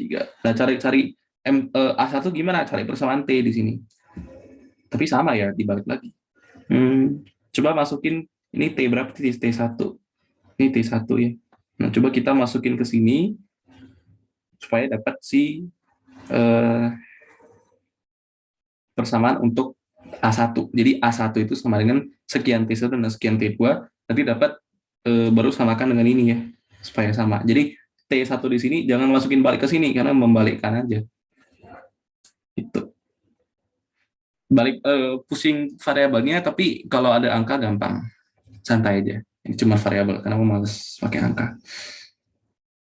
Kalau ini paham ya, seperti ini. Jadi konsep percepatannya kalau ada pemisah di tengah-tengahnya itu beda ya. Kalau ada massa di tengah-tengah antara dua tali itu beda. Seperti itu intinya gua mau kasih tahu di situ. Oke. Nah, kalau yang seperti ini gampang ya. Kita lanjut yang tadi. Jadi sigma F adalah M1 dikali A. Fx-nya berarti anggap ke situ positif. Yang ke bawah itu negatif.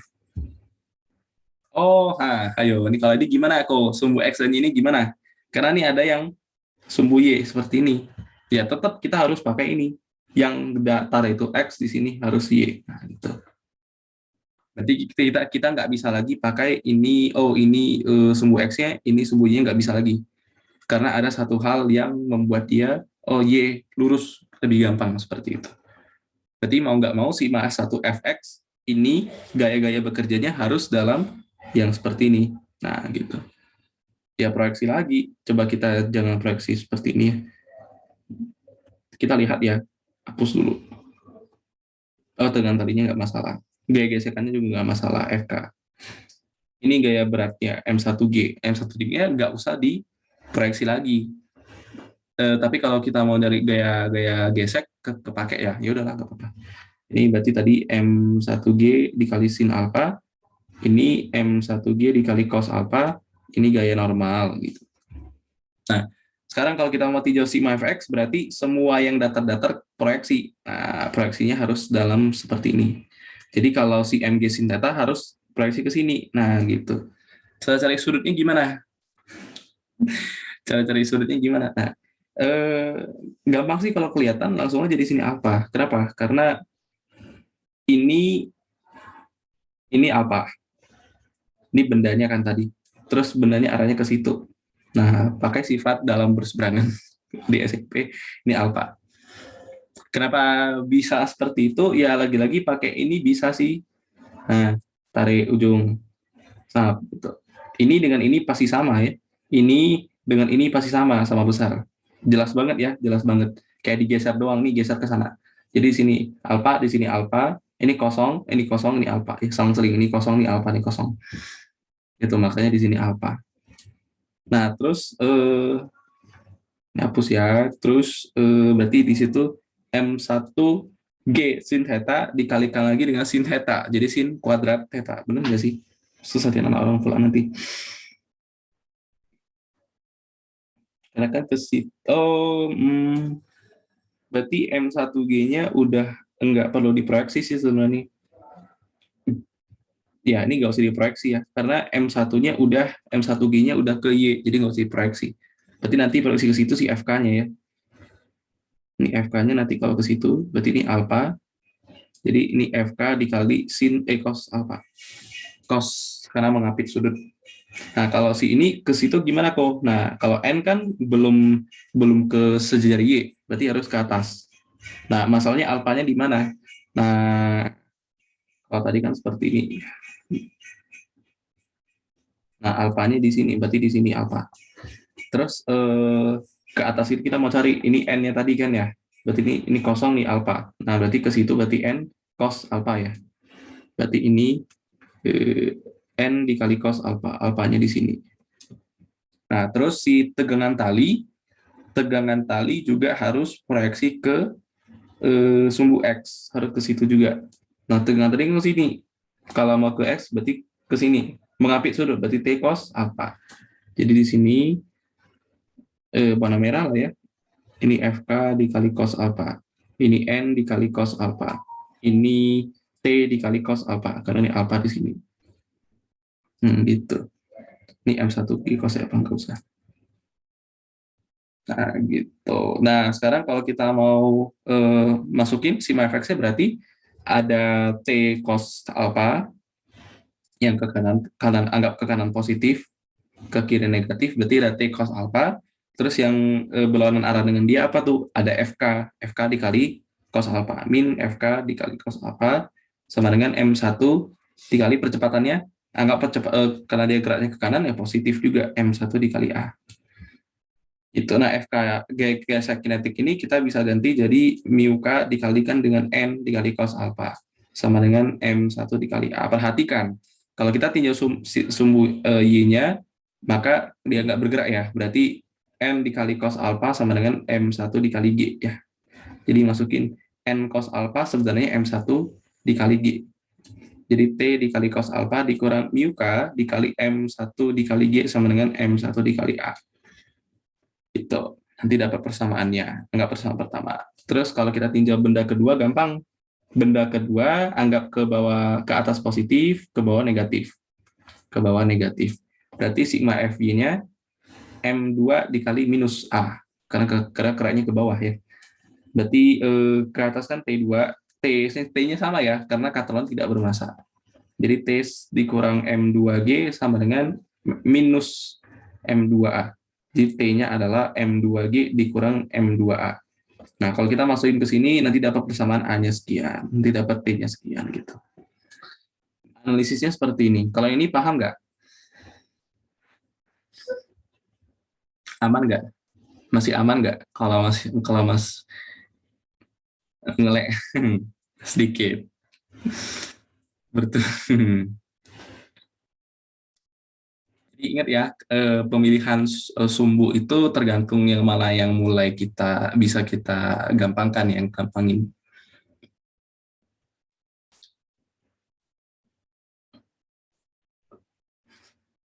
sudutnya ya.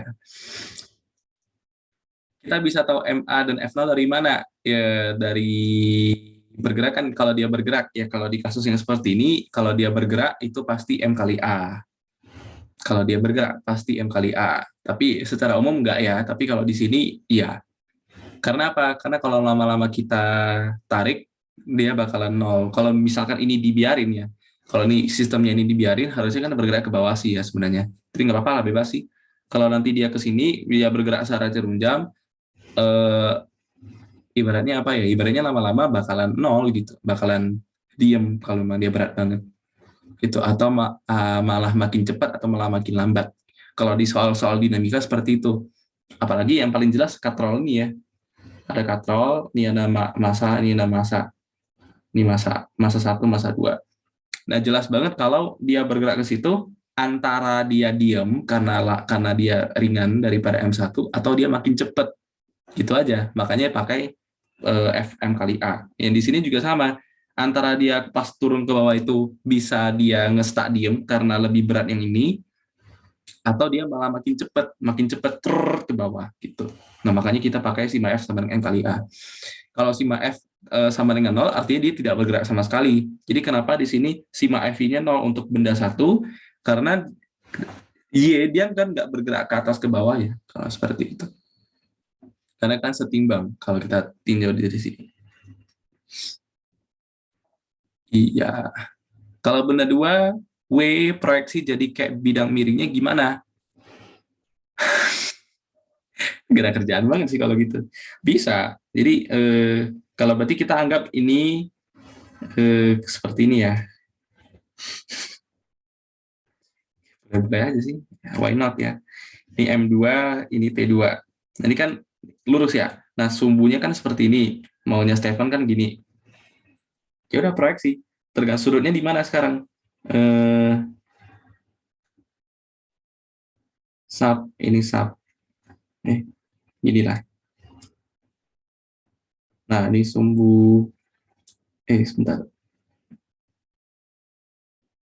Nah, ini sumbu X, ini sumbu Y. Nah, gitu ya. Nah, alfanya tadi di sini. Berarti ini kosong alfa, ini kosong alfa.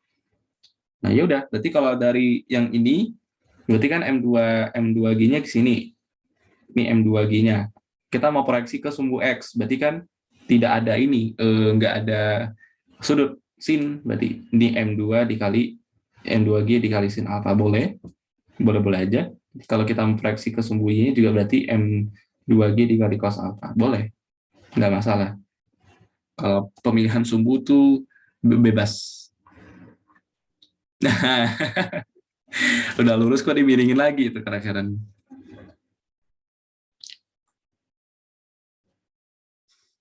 Boleh, nggak masalah. Seperti itu boleh-boleh aja.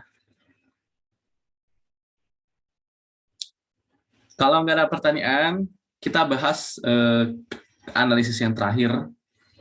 Bukan yang terakhir banget. Banyak sih sebenarnya soal analisis ya. Cuman kopi di beberapa aja. Yang paling umum-umum yang bisa dikeluarin dan kalian juga masih sedikit bingung ya. Kita bahas yang seperti ini. Ini katrol. Jangan ya, lebih. Nah, gitu. Anggaplah ini alfa, anggap ini beta. Ini ada katrol di sini, sap. Ini ada massa 1, katakan. Terus ini ada massa 2. Nah, eh, oke. Okay. Kalau seperti ini gimana aku? Nah, kalau seperti ini kita bisa membagi ini menjadi dua bagian. Jadi sebenarnya ya, yang ini tadi nih, yang ini tadi bisa kita bahas satu ini dengan menganggap sumbu x-nya ke sini, sumbu y-nya ke sini. Boleh, sebenarnya boleh. Terus kita anggap ini sebagai satu kata satu bawah, boleh, tidak masalah. Sebenarnya nanti hasil akhirnya juga bakalan sama, nggak masalah. Nah, jadi yang ini juga sama. Jadi kalau ada soal seperti ini, kita bisa membagi analisisnya menjadi dua bagian.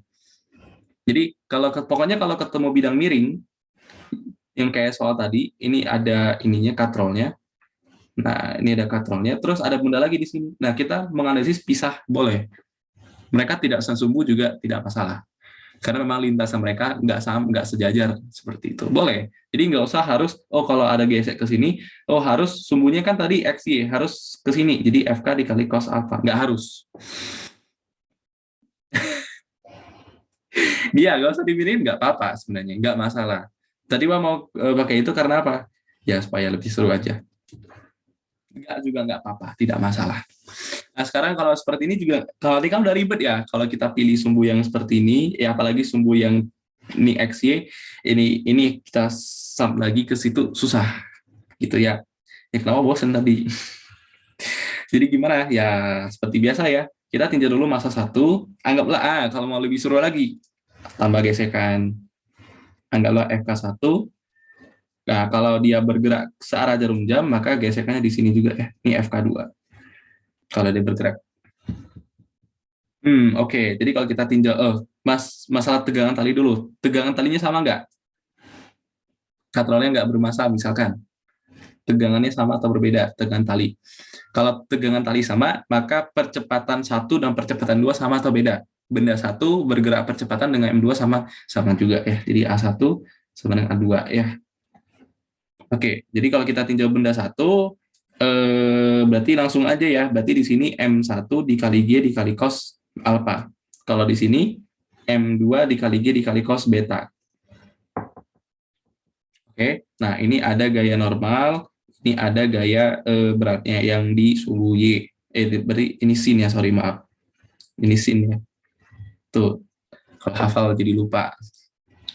Berarti ini juga sama, ini berarti MG M2 ya. M2G dikali cos beta gitu. Kalau kita tinjau benda 1 dulu. Benda 1 secara sumbu X ada percepatannya, yaitu M1 dikali A. Anggap dulu kalau dia ke atas itu positif, yang ke bawah ini negatif. Ya, terus jadinya gimana? T dikurang M1 dikali G dikali sin alpha, dikurang dengan FK1, langsung aja ya. Mu K dikali N sama dengan M dikali A. Kan dia bergerak searah dengan gerak benda ya, ke atas gitu. Karena ke atas juga positif, percepatannya positif. Nah, N-nya apa? Kita tinjau sumbu Y-nya. Jadi sumbu sigma FY 0, di mana N itu sama dengan MG dikali cos alpha. Masukin ke sini. Jadi T1 dikurang M1G sin alpha dikurang mu K. Oke, sama-sama mu K ya tadi ya. Oh, enggak. Anggaplah mu1, mu2 ya. Mu K1 dikali dengan M1 berarti. M1 dikali G dikali cos alpha. Sama dengan M1 dikali A. Oke, nanti kalau kita tinjau benda 2 gimana? Kita tinjau benda 2 geraknya ke situ. Nah, anggap ke situ positif, anggap yang berlawanan itu negatif, anggap.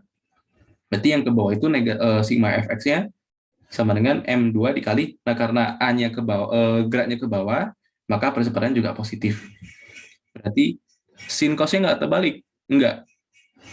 Kan kalau di bidang, tadi kita buktikan, ini kalau misalkan MG, ini alpha, maka di sini alpanya kan, jadi di sini MG cos alpha kan, kalau di sini MG sin alpha kan, itu yang tadi ya, yang udah lama bukan, atau baru? Oh iya, oke. Nah, baru sigma fx adalah M2 dikali A. Sigma fx-nya apa aja? Yang gerak searah dengan dia ada si M2 dikali G dikali sin beta. Apa yang menghambat dia ke atas yang berlawanan? Ada FK2 dan ada T. Jadi dikurang T, dikurang FK2 berarti mu K2 dikali N. Sama dengan M2 dikali A. N-nya itu yang ini ya, G normalnya ya. Dimana N2-nya ya M2G cos beta. Ya kan? Kalau dari sumbu X, sumbu Y, N-nya itu M2G cos beta. Langsung ya, ganti ini jadi M2G dikali cos beta. Jadi M2 dikali G dikali sin beta dikurang T dikurang mu K2 dikali M2 dikali G dikali cos beta sama dengan M2 dikali A. Cara cari percepatannya gimana? Masukin T ke sini, nanti dapat A sama dengan sekian. Udah selesai, nggak usah diselesaikan. capek variabelnya ya, tapi intinya gitu. Analisisnya seperti ini. Nanti cari T gimana kok dapat A masukin ke yang tadi persamaan satu atau persamaan dua. Ini enggak persamaan dua, ini enggak persamaan satu. Yang penting paham cara menganalisisnya. Sampai sini paham? Capek. Ada pertanyaan paham nggak? Aman nggak? Lemes. Kalau dulu belajar fisika nggak tertekan, tapi kalau udah di kuliah udah tingkat 2 nih semester 2 udah mulai merasa tertekan gitu. Walau hal enak sih, seru sih pelajarannya. Cuman pernah pasti pernah. Walaupun udah suka banget tapi masih aja pernah jenuh. Ya nggak apa-apa, take a rest, karena belajar bukan cuma fisika, masih ada matematika, kimia, yang lain-lain kan masih banyak. Kalau jenuh ya tahan, libur dulu sampai nggak jenuh, baru belajar balik. Salah satu syarat. Oke, aman ya kalau gitu. Kayaknya dinamikanya dikit yang mau bahas kali ini, karena ini cuma soal sekolahan sebenarnya. Kalau mau eh, lihat soal yang UTBK, ada soal tentang UTBK yang seperti ini. Hmm, tapi wah lupa, soalnya pilihannya itu ada kayak gini-gini. Pada saat ini gini segini itu wah lupa. Dan wah nggak ada filenya di sini. Wah kalau di sini ada filenya mulai dari wait ya loading. Wah ada filenya mulai dari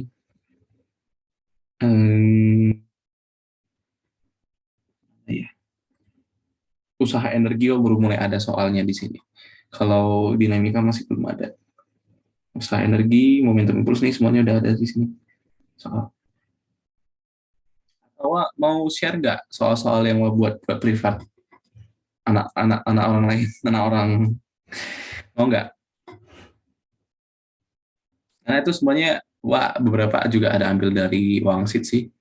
Kalau kalian ada Wangsit ya sebenarnya aman. Oke, kalau boleh ini mas share drive.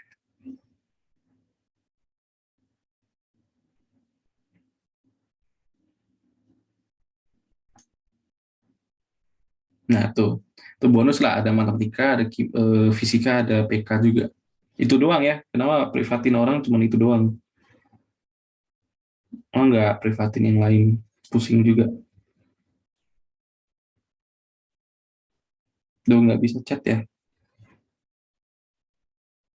Udah bisa.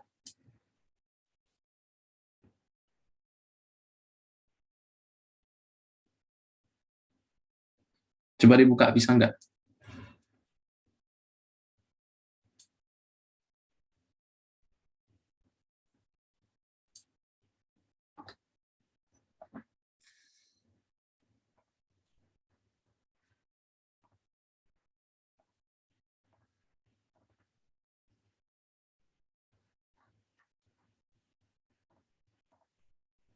Bisa, oke lah.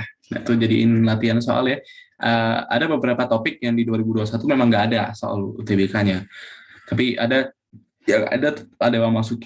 Kalau nggak salah ada miss di bagian elastisitas itu, harusnya ada 2021, cuma lo nggak masukin, lupa.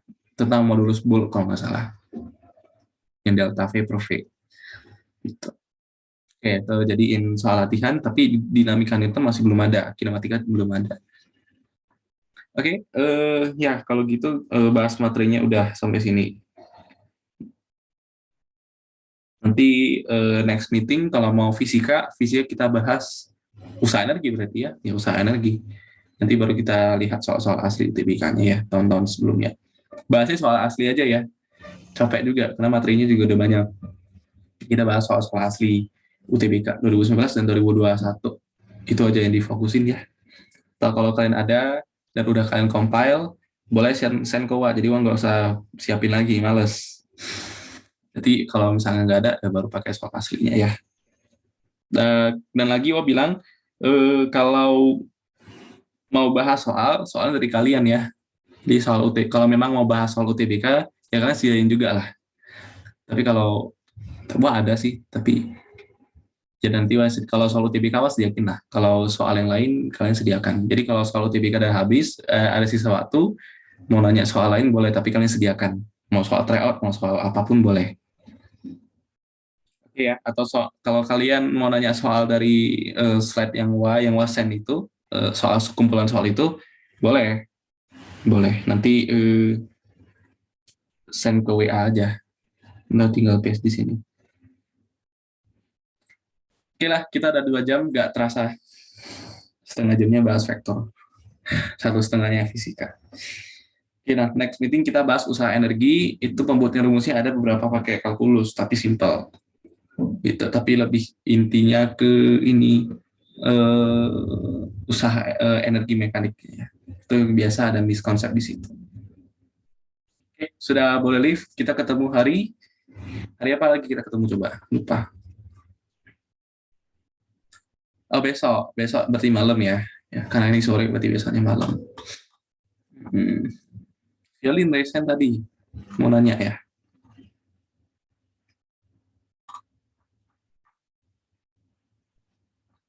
Oke, kalau enggak ya aku pencet.